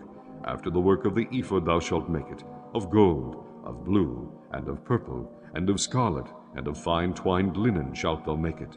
4 square it shall be, being doubled. A span shall be the length thereof, and a span shall be the breadth thereof. And thou shalt set in it settings of stones, even 4 rows of stones. The first row shall be a sardius, a topaz, and a carbuncle. This shall be the first row. And the second row shall be an emerald, a sapphire, and a diamond. And the third row a ligure, an agate, and an amethyst. And the 4th row a beryl, and an onyx, and a jasper. They shall be set in gold in their enclosings. And the stone shall be with the names of the children of Israel 12, according to their names, like the engravings of a signet. Every one with his name shall they be according to the 12 tribes. And thou shalt make upon the breastplate chains at the ends of wreathen work of pure gold. And thou shalt make upon the breastplate 2 rings of gold, and shalt put the 2 rings on the 2 ends of the breastplate. And thou shalt put the 2 wreathen chains of gold in the 2 rings which are on the ends of the breastplate. And the other 2 ends of the 2 wreathen chains thou shalt fasten in the 2 ouches, and put them on the shoulder pieces of the ephod before it. And thou shalt make 2 rings of gold, and thou shalt put them upon the 2 ends of the breastplate in the border thereof, which is in the side of the ephod inward. And 2 other rings of gold thou shalt make, and shalt put them on the 2 sides of the ephod underneath, toward the forepart thereof, over against the other coupling thereof, above the curious girdle of the ephod. And they shall bind the breastplate by the rings thereof unto the rings of the ephod with a lace of blue, that it may be above the curious girdle of the ephod, and that the breastplate be not loosed from the ephod. And Aaron shall bear the names of the children of Israel in the breastplate of judgment upon his heart, when he goeth in unto the holy place, for a memorial before the Lord continually. And thou shalt put in the breastplate of judgment the Urim and the Thummim, and they shall be upon Aaron's heart, when he goeth in before the Lord. And Aaron shall bear the judgment of the children of Israel upon his heart before the Lord continually. And thou shalt make the robe of the ephod all of blue, and there shall be an hole in the top of it, in the midst thereof. It shall have a binding of woven work round about the whole of it, as it were the hole of an habergeon, that it be not rent. And beneath upon the hem of it thou shalt make pomegranates of blue, and of purple, and of scarlet, round about the hem thereof, and bells of gold between them round about, a golden bell and a pomegranate, a golden bell and a pomegranate, upon the hem of the robe round about. And it shall be upon Aaron to minister, and his sound shall be heard when he goeth in unto the holy place before the Lord, and when he cometh out, that he die not. And thou shalt make a plate of pure gold, and grave upon it, like the engravings of a signet, Holiness to the Lord.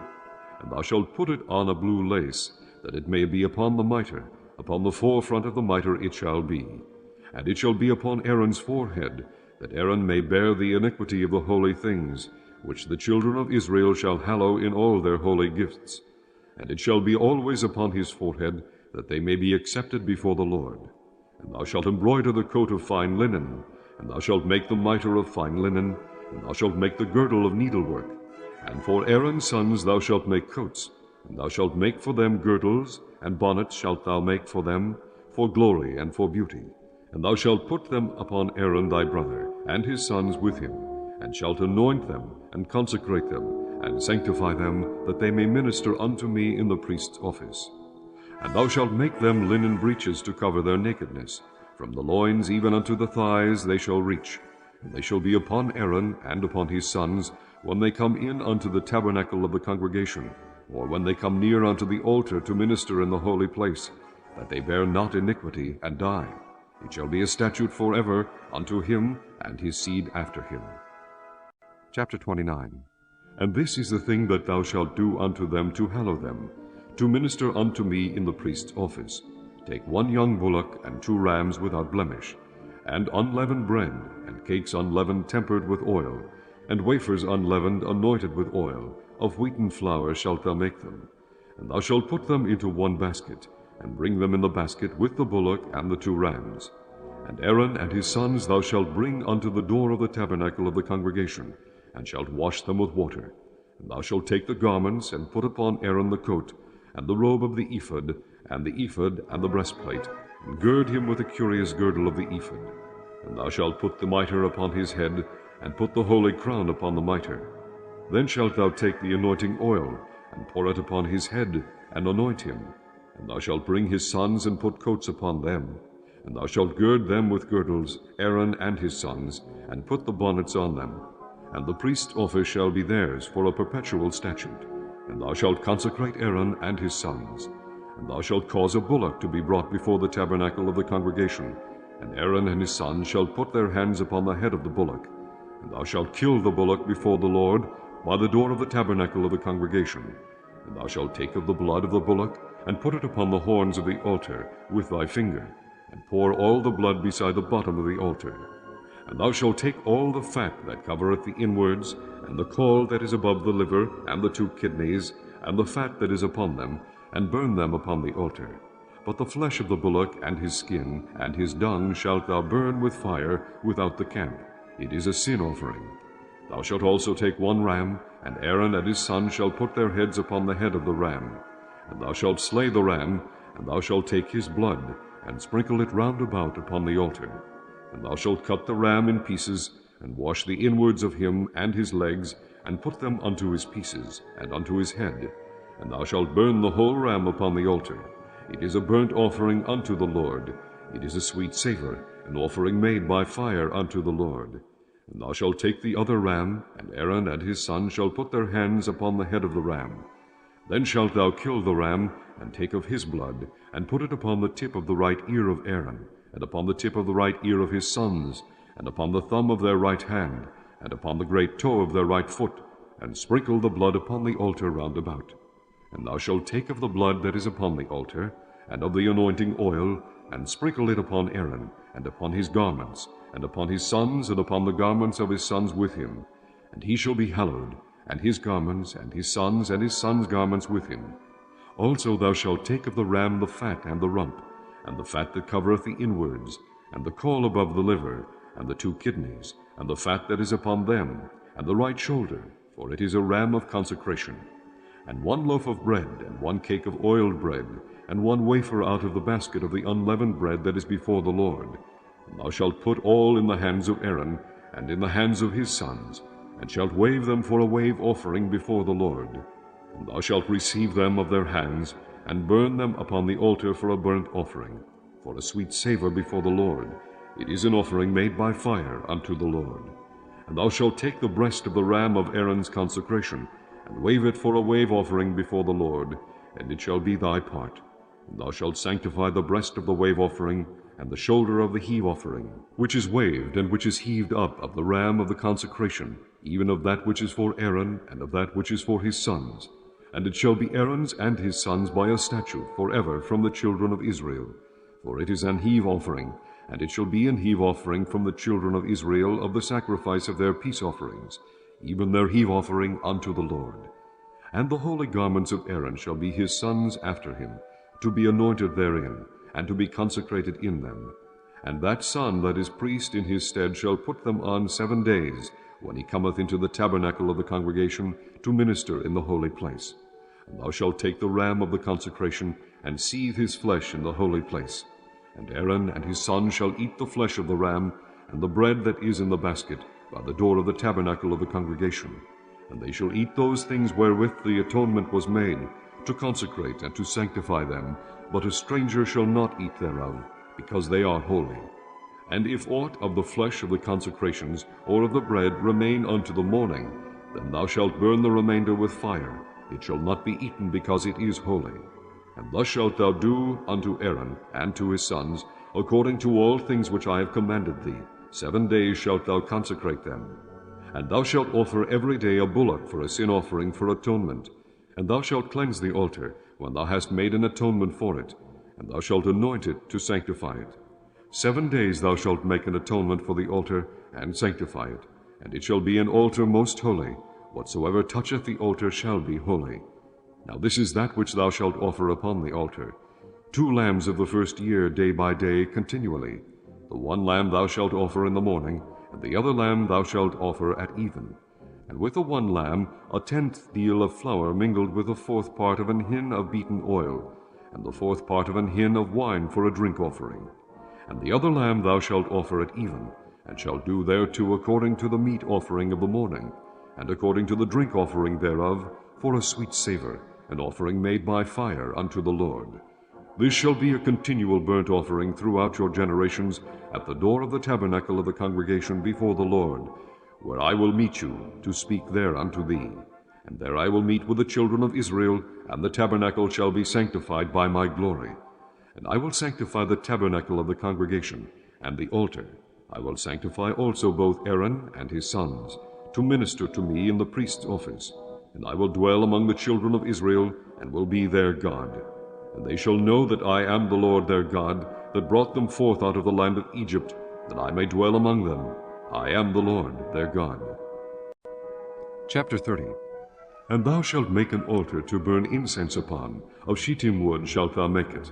A cubit shall be the length thereof, and a cubit the breadth thereof. 4 square shall it be, and 2 cubits shall be the height thereof. The horns thereof shall be of the same. And thou shalt overlay it with pure gold, the top thereof, and the sides thereof round about, and the horns thereof, and thou shalt make unto it a crown of gold round about. And 2 golden rings shalt thou make to it under the crown of it. By the 2 corners thereof, upon the 2 sides of it shalt thou make it. And they shall be for places for the staves to bear it withal. And thou shalt make the staves of shittim wood, and overlay them with gold. And thou shalt put it before the veil that is by the ark of the testimony, before the mercy seat that is over the testimony, where I will meet with thee. And Aaron shall burn thereon sweet incense every morning. When he dresseth the lamps, he shall burn incense upon it. And when Aaron lighteth the lamps at even, he shall burn incense upon it, a perpetual incense before the Lord throughout your generations. Ye shall offer no strange incense thereon, nor burnt sacrifice, nor meat offering, neither shall ye pour drink offering thereon. And Aaron shall make an atonement upon the horns of it once in a year with the blood of the sin offering of atonements. Once in the year shall he make atonement upon it throughout your generations. It is most holy unto the Lord. And the Lord spake unto Moses, saying, When thou takest the sum of the children of Israel after their number, then shall they give every man a ransom for his soul unto the Lord, when thou numberest them, that there be no plague among them, when thou numberest them. This they shall give, every one that passeth among them that are numbered, half a shekel after the shekel of the sanctuary. A shekel is 20 gerahs. And half shekel shall be the offering of the Lord. Every one that passeth among them that are numbered, from 20 years old and above, shall give an offering unto the Lord. The rich shall not give more, and the poor shall not give less than half a shekel, when they give an offering unto the Lord, to make an atonement for your souls. And thou shalt take the atonement money of the children of Israel, and shalt appoint it for the service of the tabernacle of the congregation, that it may be a memorial unto the children of Israel before the Lord, to make an atonement for your souls. And the Lord spake unto Moses, saying, Thou shalt also make a laver of brass, and his foot also of brass, to wash withal.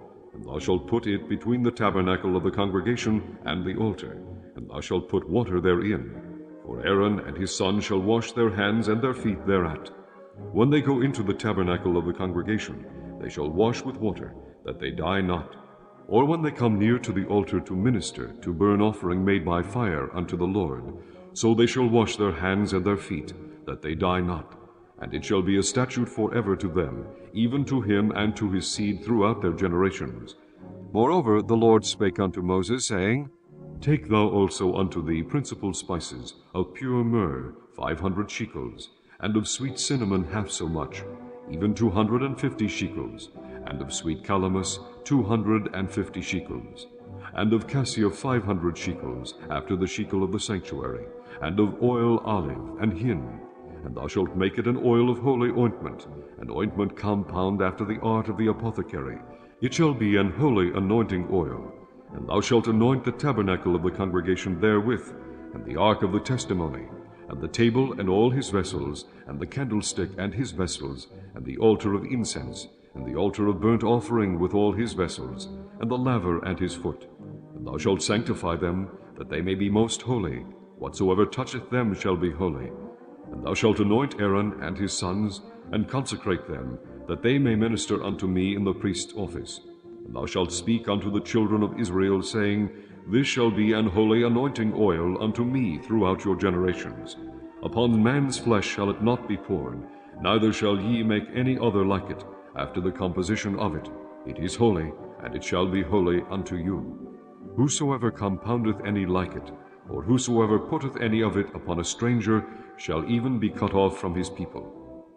And the Lord said unto Moses, Take unto thee sweet spices, stacte, and onycha, and galbanum, these sweet spices with pure frankincense, of each shall there be a like weight. And thou shalt make it a perfume, a confection after the art of the apothecary, tempered together, pure and holy. And thou shalt beat some of it very small, and put of it before the testimony in the tabernacle of the congregation, where I will meet with thee. It shall be unto you most holy. And as for the perfume which thou shalt make, ye shall not make to yourselves according to the composition thereof. It shall be unto thee holy for the Lord. Whosoever shall make like unto that, to smell thereto, shall even be cut off from his people. Chapter 31. And the Lord spake unto Moses, saying, See, I have called by name Bezaleel the son of Uri, the son of Hur, of the tribe of Judah.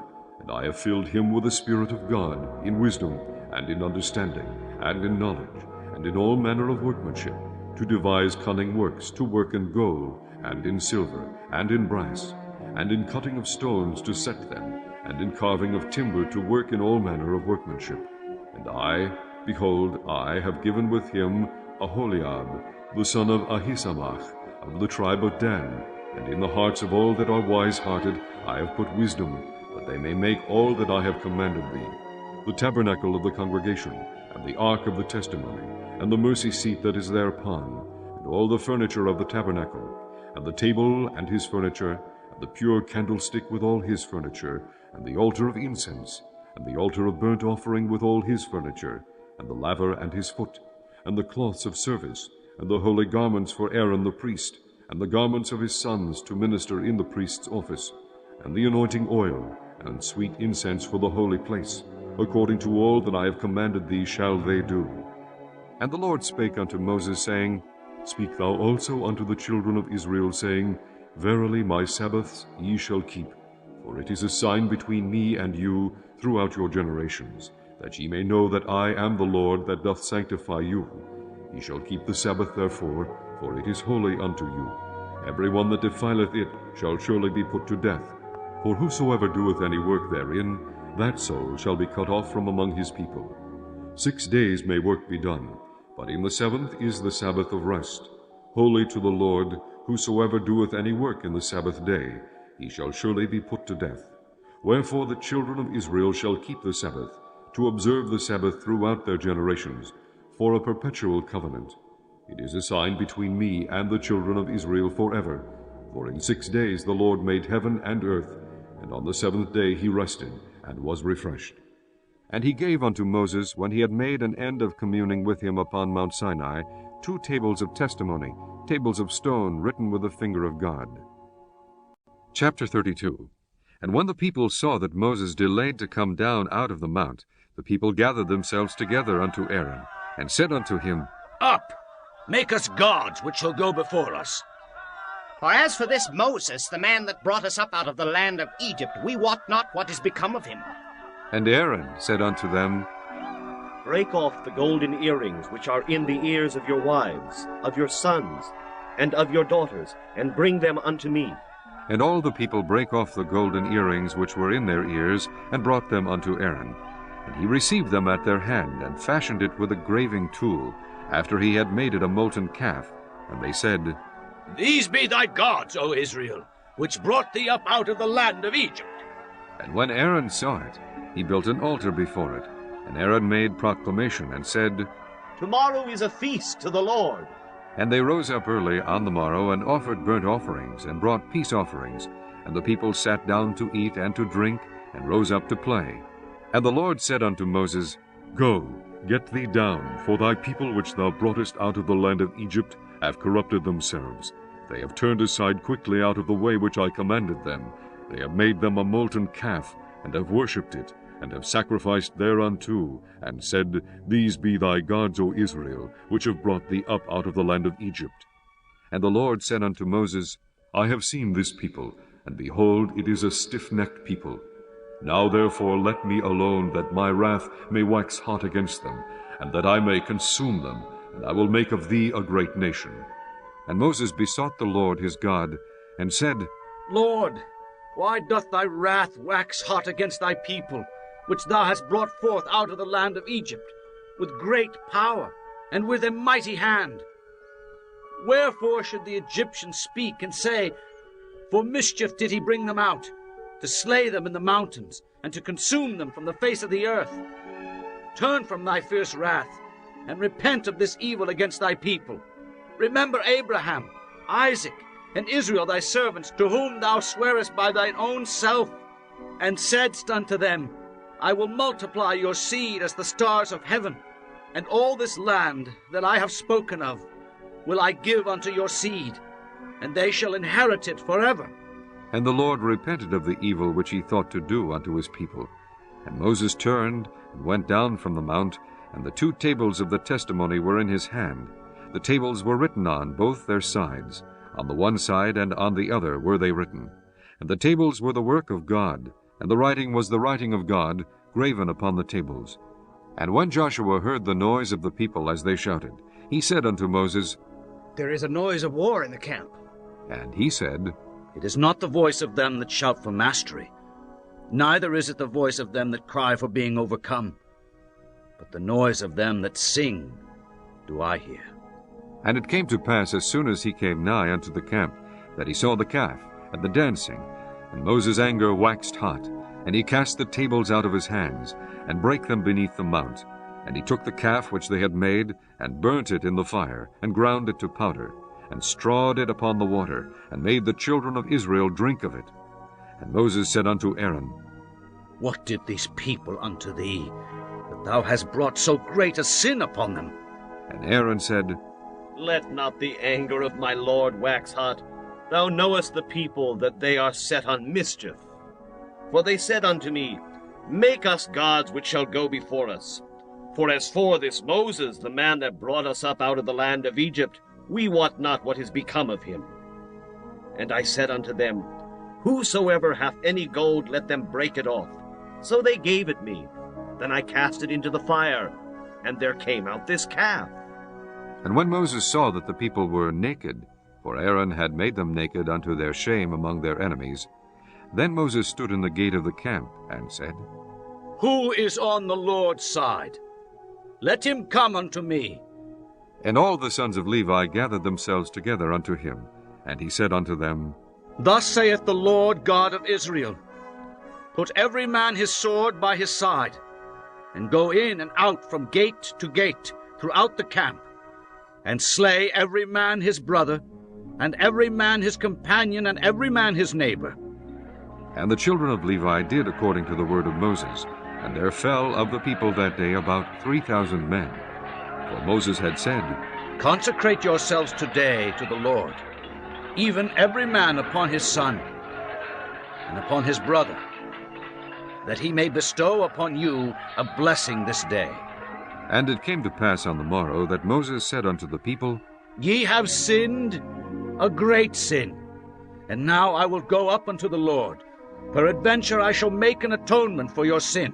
And Moses returned unto the Lord, and said, Oh, this people have sinned a great sin, and have made them gods of gold.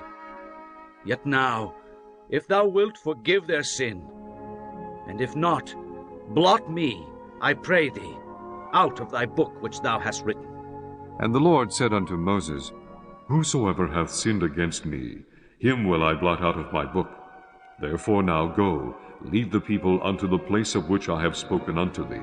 Behold, mine angel shall go before thee. Nevertheless in the day when I visit, I will visit their sin upon them. And the Lord plagued the people, because they made the calf which Aaron made. Chapter 33. And the Lord said unto Moses, Depart, and go up hence, thou and the people which thou hast brought up out of the land of Egypt, unto the land which I swear unto Abraham, to Isaac, and to Jacob, saying, Unto thy seed will I give it. And I will send an angel before thee, and I will drive out the Canaanite, the Amorite, and the Hittite, and the Perizzite, the Hivite, and the Jebusite, unto a land flowing with milk and honey. For I will not go up in the midst of thee, for thou art a stiff-necked people, lest I consume thee in the way. And when the people heard these tidings, they mourned, and no man did put on him his ornaments. For the Lord had said unto Moses, Say unto the children of Israel, Ye are a stiff-necked people. I will come up into the midst of thee in a moment, and consume thee. Therefore now put off thy ornaments from thee, that I may know what to do unto thee. And the children of Israel stripped themselves of their ornaments by the Mount Horeb. And Moses took the tabernacle, and pitched it without the camp, afar off from the camp, and called it the tabernacle of the congregation. And it came to pass, that every one which sought the Lord went out unto the tabernacle of the congregation, which was without the camp. And it came to pass, when Moses went out unto the tabernacle, that all the people rose up, and stood every man at his tent door, and looked after Moses, until he was gone into the tabernacle. And it came to pass, as Moses entered into the tabernacle, the cloudy pillar descended, and stood at the door of the tabernacle, and the Lord talked with Moses. And all the people saw the cloudy pillar stand at the tabernacle door. And all the people rose up and worshipped, every man in his tent door. And the Lord spake unto Moses face to face, as a man speaketh unto his friend. And he turned again into the camp. But his servant Joshua the son of Nun, a young man, departed not out of the tabernacle. And Moses said unto the Lord, See, thou sayest unto me, Bring up this people, and thou hast not let me know whom thou wilt send with me. Yet thou hast said, I know thee by name, and thou hast also found grace in my sight.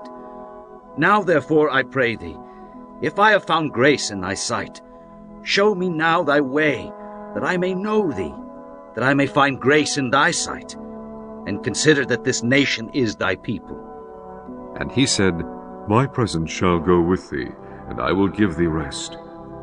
And he said unto him, If thy presence go not with me, carry us not up hence. For wherein shall it be known here that I and thy people have found grace in thy sight? Is it not in that thou goest with us? So shall we be separated, I and thy people, from all the people that are upon the face of the earth. And the Lord said unto Moses, I will do this thing also that thou hast spoken, for thou hast found grace in my sight, and I know thee by name. And he said, I beseech thee, shew me thy glory. And he said, I will make all my goodness pass before thee, and I will proclaim the name of the Lord before thee, and will be gracious to whom I will be gracious, and will shew mercy on whom I will shew mercy. And he said, Thou canst not see my face, for there shall no man see me and live. And the Lord said, Behold, there is a place by me, and thou shalt stand upon a rock. And it shall come to pass, while my glory passeth by, that I will put thee in a cleft of the rock, and will cover thee with my hand while I pass by. And I will take away mine hand, and thou shalt see my back parts, but my face shall not be seen. Chapter 34. And the Lord said unto Moses, Hew thee 2 tables of stone like unto the first, and I will write upon these tables the words that were in the first tables which thou breakest. And be ready in the morning, and come up in the morning unto Mount Sinai, and present thyself there to me in the top of the mount. And no man shall come up with thee, neither let any man be seen throughout all the mount, neither let the flocks nor herds feed before that mount. And he hewed 2 tables of stone like unto the first. And Moses rose up early in the morning, and went out unto Mount Sinai, as the Lord had commanded him, and took in his hand the 2 tables of stone. And the Lord descended in the cloud, and stood with him there, and proclaimed the name of the Lord. And the Lord passed by before him, and proclaimed, The Lord God, merciful and gracious, long-suffering, and abundant in goodness and truth, keeping mercy for thousands, forgiving iniquity, and transgression, and sin, and that will by no means clear the guilty, visiting the iniquity of the fathers upon the children, and upon the children's children, unto the 3rd and to the 4th generation. And Moses made haste, and bowed his head toward the earth, and worshipped.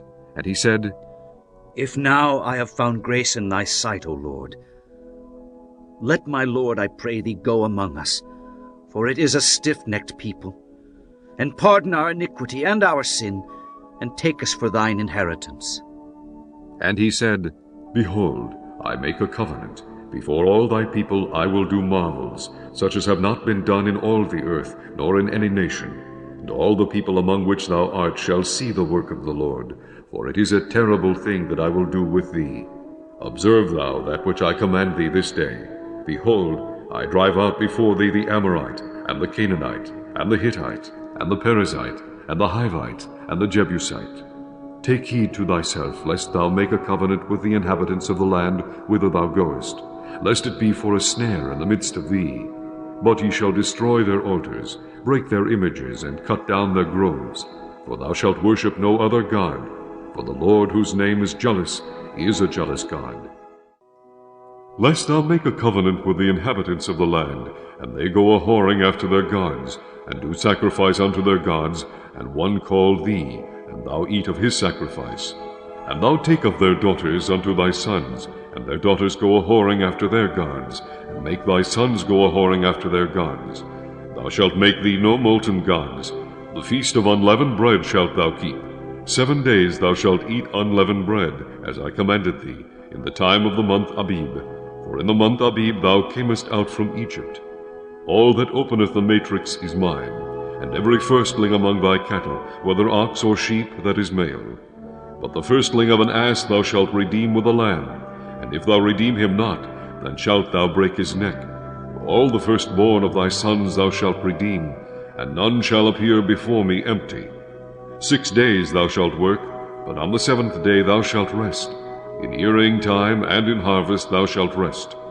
And thou shalt observe the feast of weeks, of the first fruits of wheat harvest, and the feast of ingathering at the year's end. Thrice in the year shall all your men children appear before the Lord God, the God of Israel. For I will cast out the nations before thee, and enlarge thy borders. Neither shall any man desire thy land, when thou shalt go up to appear before the Lord thy God thrice in the year. Thou shalt not offer the blood of my sacrifice with leaven, neither shall the sacrifice of the feast of the Passover be left unto the morning. The first of the first fruits of thy land thou shalt bring unto the house of the Lord thy God. Thou shalt not see the kid in his mother's milk. And the Lord said unto Moses, Write thou these words, for after the tenor of these words I have made a covenant with thee, and with Israel. And he was there with the Lord 40 days and 40 nights. He did neither eat bread nor drink water. And he wrote upon the tables the words of the covenant, the 10 commandments. And it came to pass, when Moses came down from Mount Sinai with the 2 tables of testimony in Moses' hand, when he came down from the mount, that Moses wist not that the skin of his face shone while he talked with him. And when Aaron and all the children of Israel saw Moses, behold, the skin of his face shone, and they were afraid to come nigh him. And Moses called unto them, and Aaron and all the rulers of the congregation returned unto him, and Moses talked with them. And afterward all the children of Israel came nigh, and he gave them in commandment all that the Lord had spoken with him in Mount Sinai. Until Moses had done speaking with them, he put a veil on his face. But when Moses went in before the Lord to speak with him, he took the veil off until he came out. And he came out and spake unto the children of Israel that which he was commanded. And the children of Israel saw the face of Moses, that the skin of Moses' face shone. And Moses put the veil upon his face again, until he went in to speak with him. Chapter 35. And Moses gathered all the congregation of the children of Israel together, and said unto them, These are the words which the Lord hath commanded, that ye should do them. 6 days shall work be done, but on the 7th day there shall be to you an holy day, a Sabbath of rest to the Lord. Whosoever doeth work therein shall be put to death. Ye shall kindle no fire throughout your habitations upon the Sabbath day. And Moses spake unto all the congregation of the children of Israel, saying, This is the thing which the Lord commanded, saying, Take ye from among you an offering unto the Lord. Whosoever is of a willing heart, let him bring it. An offering of the Lord, gold and silver and brass, and blue and purple, and scarlet and fine linen and goat's hair, and rams' skins dyed red, and badgers' skins, and shittim wood, and oil for the light, and spices for anointing oil, and for the sweet incense, and onyx stones, and stones to be set for the ephod, and for the breastplate. And every wise-hearted among you shall come, and make all that the Lord hath commanded. The tabernacle, his tent, and his covering, his taches and his boards, his bars, his pillars, and his sockets. The ark, and the staves thereof, with the mercy seat, and the veil of the covering. The table, and his staves, and all his vessels, and the shewbread. The candlestick also for the light, and his furniture, and his lamps, with the oil for the light. And the incense altar, and his staves, and the anointing oil, and the sweet incense, and the hanging for the door at the entering in of the tabernacle. The altar of burnt offering with his brazen grate, his staves, and all his vessels, the laver and his foot. The hangings of the court, his pillars, and their sockets, and the hanging for the door of the court. The pins of the tabernacle, and the pins of the court, and their cords. The cloths of service, to do service in the holy place. The holy garments for Aaron the priest, and the garments of his sons, to minister in the priest's office. And all the congregation of the children of Israel departed from the presence of Moses. And they came, every one whose heart stirred him up, and every one whom his spirit made willing, and they brought the Lord's offering to the work of the tabernacle of the congregation, and for all his service, and for the holy garments. And they came, both men and women, as many as were willing-hearted, and brought bracelets, and earrings, and rings, and tablets, all jewels of gold. And every man that offered an offering of gold unto the Lord. And every man with whom was found blue, and purple, and scarlet, and fine linen, and goat's hair, and red skins of rams, and badgers' skins, brought them. Every one that did offer an offering of silver and brass brought the Lord's offering. And every man with whom was found shittim wood, for any work of the service, brought it. And all the women that were wise-hearted did spin with their hands, and brought that which they had spun, both of blue, and of purple, and of scarlet, and of fine linen. And the women whose hearts stirred them up in wisdom spun goat's hair. And the rulers brought onyx stones, and stones to be set for the ephod, and for the breastplate, and spice and oil for the light, and for the anointing oil, and for the sweet incense. The children of Israel brought a willing offering unto the Lord, every man and woman, whose heart made them willing to bring for all manner of work, which the Lord had commanded to be made by the hand of Moses. And Moses said unto the children of Israel, See, the Lord hath called by name Bezaleel, the son of Uri, the son of Hur, of the tribe of Judah. And he hath filled him with his Spirit of God, in wisdom, in understanding, and in knowledge, and in all manner of workmanship. And to devise curious works, to work in gold, and in silver, and in brass, and in the cutting of stones, to set them, and in carving of wood, to make any manner of cunning work. And he hath put in his heart that he may teach, both he and Aholiab, the son of Ahisamach, of the tribe of Dan. Them hath he filled with wisdom of heart, to work all manner of work, of the engraver, and of the cunning workman, and of the embroiderer, in blue and in purple, in scarlet and in fine linen, and of the weaver, even of them that do any work, and of those that devise cunning work. Chapter 36. Then wrought Bezaleel and Aholiab, and every wise-hearted man in whom the Lord put wisdom and understanding to know how to work all manner of work for the service of the sanctuary, according to all that the Lord had commanded. And Moses called Bezaleel and Aholiab, and every wise-hearted man in whose heart the Lord had put wisdom, even every one whose heart stirred him up to come unto the work to do it. And they received of Moses all the offering which the children of Israel had brought for the work of the service of the sanctuary, to make it withal. And they brought yet unto him free offerings every morning. And all the wise men that wrought all the work of the sanctuary came every man from his work which they made. And they spake unto Moses, saying, The people bring much more than enough for the service of the work which the Lord commanded to make. And Moses gave commandment, and they caused it to be proclaimed throughout the camp, saying, Let neither man nor woman make any more work for the offering of the sanctuary. So the people were restrained from bringing, for the stuff they had was sufficient for all the work to make it, and too much. And every wise-hearted man among them that wrought the work of the tabernacle made 10 curtains of fine twined linen, and blue and purple and scarlet, with cherubims of cunning work made he them. The length of one curtain was 28 cubits, and the breadth of one curtain 4 cubits. The curtains were all of one size.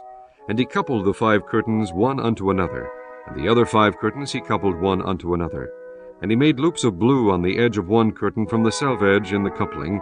Likewise he made in the uttermost side of another curtain in the coupling of the second. 50 loops made he in one curtain, and 50 loops made he in the edge of the curtain which was in the coupling of the second. The loops held one curtain to another. And he made 50 taches of gold, and coupled the curtains one unto another with the taches. So it became one tabernacle. And he made curtains of goat's hair for the tent over the tabernacle. 11 curtains he made them. The length of one curtain was 30 cubits, and 4 cubits was the breadth of one curtain. The 11 curtains were of one size.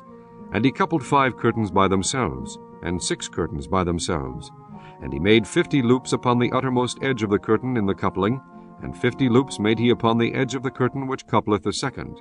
And he made 50 taches of brass to couple the tent together, that it might be one. And he made a covering for the tent of rams' skins dyed red, and a covering of badgers' skins above that. And he made boards for the tabernacle of shittim wood, standing up. The length of a board was 10 cubits, and the breadth of a board 1 cubit and a half. One board had 2 tenons, equally distant one from another. Thus did he make for all the boards of the tabernacle. And he made boards for the tabernacle, 20 boards for the south side southward. And 40 sockets of silver he made under the 20 boards, 2 sockets under one board for his 2 tenons, and 2 sockets under another board for his 2 tenons. And for the other side of the tabernacle, which is toward the north corner, he made 20 boards, and there 40 sockets of silver, 2 sockets under one board, and 2 sockets under another board. And for the sides of the tabernacle westward he made 6 boards, and 2 boards made he for the corners of the tabernacle in the 2 sides. And they were coupled beneath, and coupled together at the head thereof, to one ring. Thus he did to both of them in both the corners. And there were 8 boards, and their sockets were 16 sockets of silver, under every board 2 sockets. And he made bars of shittim wood, 5 for the boards of the one side of the tabernacle, and 5 bars for the boards of the other side of the tabernacle, and 5 bars for the boards of the tabernacle for the sides westward. And he made the middle bar to shoot through the boards from the one end to the other. And he overlaid the boards with gold, and made their rings of gold to be places for the bars, and overlaid the bars with gold. And he made a veil of blue, and purple, and scarlet, and fine twined linen. With cherubims made he it of cunning work. And he made thereunto 4 pillars of shittim wood, and overlaid them with gold. Their hooks were of gold. He cast for them 4 sockets of silver. He made an hanging for the tabernacle door of blue, and purple, and scarlet, and fine twined linen of needlework, and the 5 pillars of it with their hooks. And he overlaid their chapiters and their fillets with gold, but their 5 sockets were of brass. Chapter 37. And Bezaleel made the ark of shittim wood.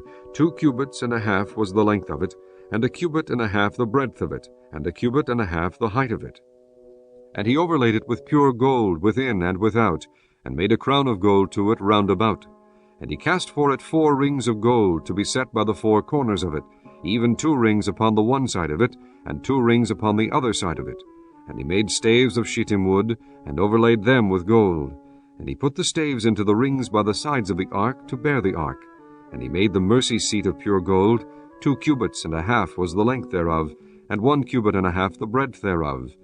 And he made 2 cherubims of gold, beaten out of 1 piece made he them, on the 2 ends of the mercy seat, 1 cherub on the end on this side, and another cherub on the other end on that side. Out of the mercy seat made he the cherubims on the 2 ends thereof. And the cherubims spread out their wings on high, and covered with their wings over the mercy seat, with their faces one to another, even to the mercy seatward were the faces of the cherubims. And he made the table of shittim wood. 2 cubits was the length thereof, and 1 cubit the breadth thereof, and 1 cubit and a half the height thereof. And he overlaid it with pure gold, and made thereunto a crown of gold round about. Also he made thereunto a border of an hand breadth round about. And he made a crown of gold for the border thereof round about. And he cast for it 4 rings of gold, and put the rings upon the 4 corners that were in the 4 feet thereof. Over against the border were the rings, the places for the staves to bear the table. And he made the staves of shittim wood, and overlaid them with gold to bear the table. And he made the vessels which were upon the table, his dishes, and his spoons, and his bowls, and his covers to cover withal, of pure gold. And he made the candlestick of pure gold. Of beaten work made he the candlestick. His shaft and his branch, his bowls, his knops, and his flowers were of the same. And 6 branches going out of the sides thereof, 3 branches of the candlestick out of the one side thereof, and 3 branches of the candlestick out of the other side thereof. 3 bowls made after the fashion of almonds in one branch, a knop and a flower, and 3 bowls made like almonds in another branch, a knop and a flower. So throughout the 6 branches going out of the candlestick.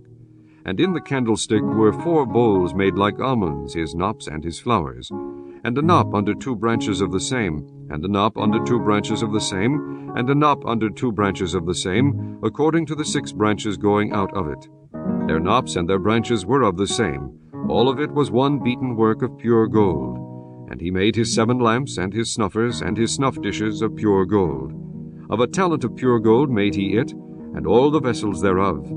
And he made the incense altar of shittim wood. The length of it was 1 cubit, and the breadth of it 1 cubit. It was 4 square, and 2 cubits was the height of it. The horns thereof were of the same. And he overlaid it with pure gold, both the top of it, and the sides thereof round about, and the horns of it. Also he made unto it a crown of gold round about. And he made 2 rings of gold for it under the crown thereof, by the 2 corners of it, upon the 2 sides thereof to be places for the staves to bear it withal. And he made the staves of shittim wood, and overlaid them with gold. And he made the holy anointing oil, and the pure incense of sweet spices, according to the work of the apothecary. Chapter 38. And he made the altar of burnt offering of shittim wood. 5 cubits was the length thereof, and 5 cubits the breadth thereof. It was 4 square, and 3 cubits the height thereof. And he made the horns thereof on the 4 corners of it. The horns thereof were of the same, and he overlaid it with brass. And he made all the vessels of the altar, the pots, and the shovels, and the basins, and the flesh hooks, and the fire pans. All the vessels thereof made he of brass. And he made for the altar a brazen grate of network under the compass thereof, beneath unto the midst of it. And he cast 4 rings for the 4 ends of the grate of brass, to be places for the staves. And he made the staves of shittim wood, and overlaid them with brass. And he put the staves into the rings on the sides of the altar, to bear it withal. He made the altar hollow with boards. And he made the laver of brass, and the foot of it of brass, and the looking glasses of the women assembling, which assembled at the door of the tabernacle of the congregation. And he made the court. On the south side southward the hangings of the court were of fine twined linen, 100 cubits. Their pillars were 20, and their brazen sockets 20. The hooks of the pillars and their fillets were of silver. And for the north side the hangings were 100 cubits. Their pillars were 20, and their sockets of brass 20. The hooks of the pillars and their fillets of silver. And for the west side were hangings of 50 cubits. Their pillars 10, and their sockets 10. The hooks of the pillars and their fillets of silver. And for the east side eastward 50 cubits. The hangings of the one side of the gate were 15 cubits. Their pillars 3, and their sockets 3. And for the other side of the court gate, on this hand and that hand, were hangings of 15 cubits. Their pillars 3, and their sockets 3. All the hangings of the court round about were of fine twined linen. and the sockets for the pillars were of brass, the hooks of the pillars and their fillets of silver, and the overlaying of their chapiters of silver, and all the pillars of the court were filleted with silver. And the hanging for the gate of the court was needlework of blue and purple and scarlet and fine twined linen, and 20 cubits was the length, and the height in the breadth was 5 cubits, answerable to the hangings of the court. And their pillars were 4, and their sockets of brass 4, their hooks of silver, and the overlaying of their chapiters and their fillets of silver. And all the pins of the tabernacle and of the court round about were of brass. This is the sum of the tabernacle, even of the tabernacle of testimony, as it was counted, according to the commandment of Moses, for the service of the Levites, by the hand of Ithamar, son of Aaron the priest. And Bezaleel, the son of Uri, the son of Hur, of the tribe of Judah, made all that the Lord commanded Moses. And with him was Aholiab, son of Ahisamach, of the tribe of Dan, an engraver, and a cunning workman, and an embroiderer in blue, and in purple, and in scarlet, and fine linen. All the gold that was occupied for the work in all the work of the holy place, even the gold of the offering, was 29 talents, and 730 shekels, after the shekel of the sanctuary. And the silver of them that were numbered of the congregation was 100 talents, and 1,760 shekels, after the shekel of the sanctuary. A beka for every man, that is half a shekel, after the shekel of the sanctuary, for every one that went to be numbered, from 20 years old and upward, for 600,000 and 3,550 men. And of the 100 talents of silver were cast the sockets of the sanctuary, and the sockets of the veil, and 100 sockets of the 100 talents, a talent for a socket. And of the 1,775 shekels he made hooks for the pillars, and overlaid their chapiters, and filleted them. And the brass of the offering was 70 talents, and 2,400 shekels.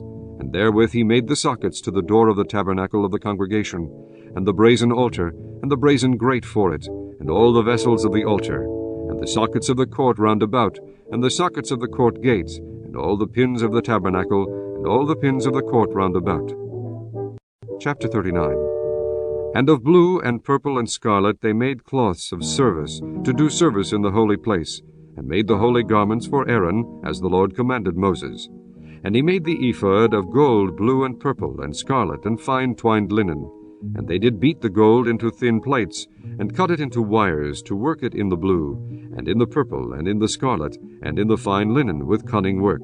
They made shoulder pieces for it, to couple it together. By the 2 edges was it coupled together.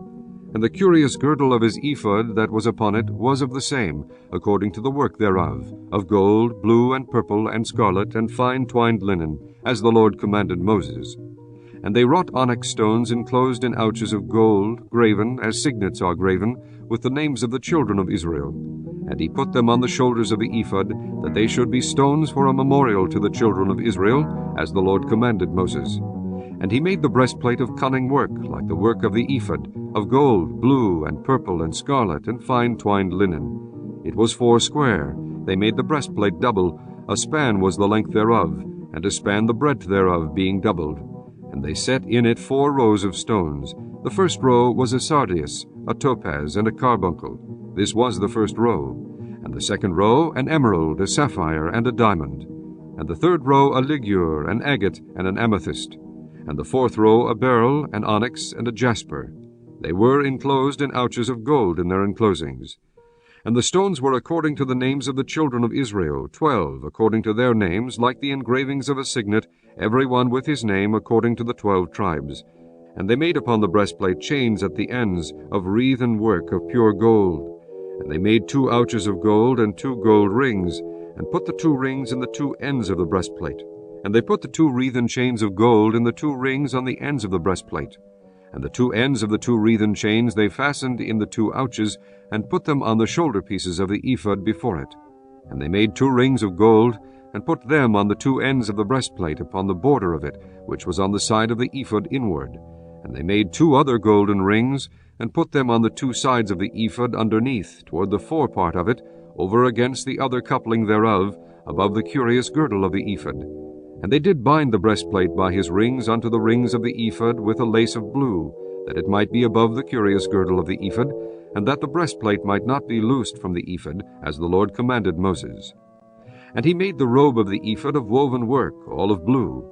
And there was an hole in the midst of the robe, as the hole of an habergeon, with a band round about the hole, that it should not rend. And they made upon the hems of the robe pomegranates of blue and purple and scarlet, and twined linen.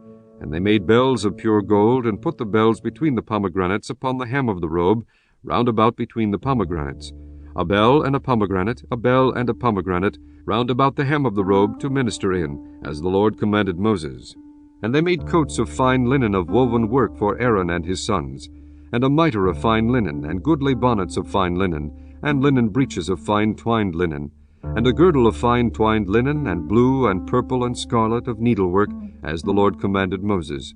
And they made the plate of the holy crown of pure gold, and wrote upon it a writing, like to the engravings of a signet, Holiness to the Lord. And they tied unto it a lace of blue, to fasten it on high upon the mitre, as the Lord commanded Moses. Thus was all the work of the tabernacle of the tent of the congregation finished, and the children of Israel did according to all that the Lord commanded Moses, so did they. And they brought the tabernacle unto Moses, the tent, and all his furniture, his taches, his boards, his bars, and his pillars, and his sockets, and the covering of ram skins dyed red, and the covering of badger skins, and the veil of the covering, the ark of the testimony, and the staves thereof, and the mercy seat, the table, and all the vessels thereof, and the shewbread, the pure candlestick with the lamps thereof, even with the lamps to be set in order, and all the vessels thereof, and the oil for light, and the golden altar, and the anointing oil, and the sweet incense, and the hanging for the tabernacle door, the brazen altar, and his grate of brass, his staves, and all his vessels, the laver and his foot, the hangings of the court, his pillars, and his sockets, and the hanging for the court gate, his cords, and his pins, and all the vessels of the service of the tabernacle for the tent of the congregation, the cloths of service to do service in the holy place, and the holy garments for Aaron the priest, and his sons' garments to minister in the priest's office. According to all that the Lord commanded Moses, so the children of Israel made all the work. And Moses did look upon all the work, and behold, they had done it as the Lord had commanded, even so had they done it, and Moses blessed them. Chapter 40. And the Lord spake unto Moses, saying, On the first day of the first month shalt thou set up the tabernacle of the tent of the congregation, and thou shalt put therein the ark of the testimony, and cover the ark with the veil. And thou shalt bring in the table, and set in order the things that are to be set in order upon it. And thou shalt bring in the candlestick, and light the lamps thereof. And thou shalt set the altar of gold for the incense before the ark of the testimony, and put the hanging of the door to the tabernacle. And thou shalt set the altar of the burnt offering before the door of the tabernacle of the tent of the congregation. And thou shalt set the laver between the tent of the congregation and the altar, and shalt put water therein. And thou shalt set up the court round about, and hang up the hanging at the court gate.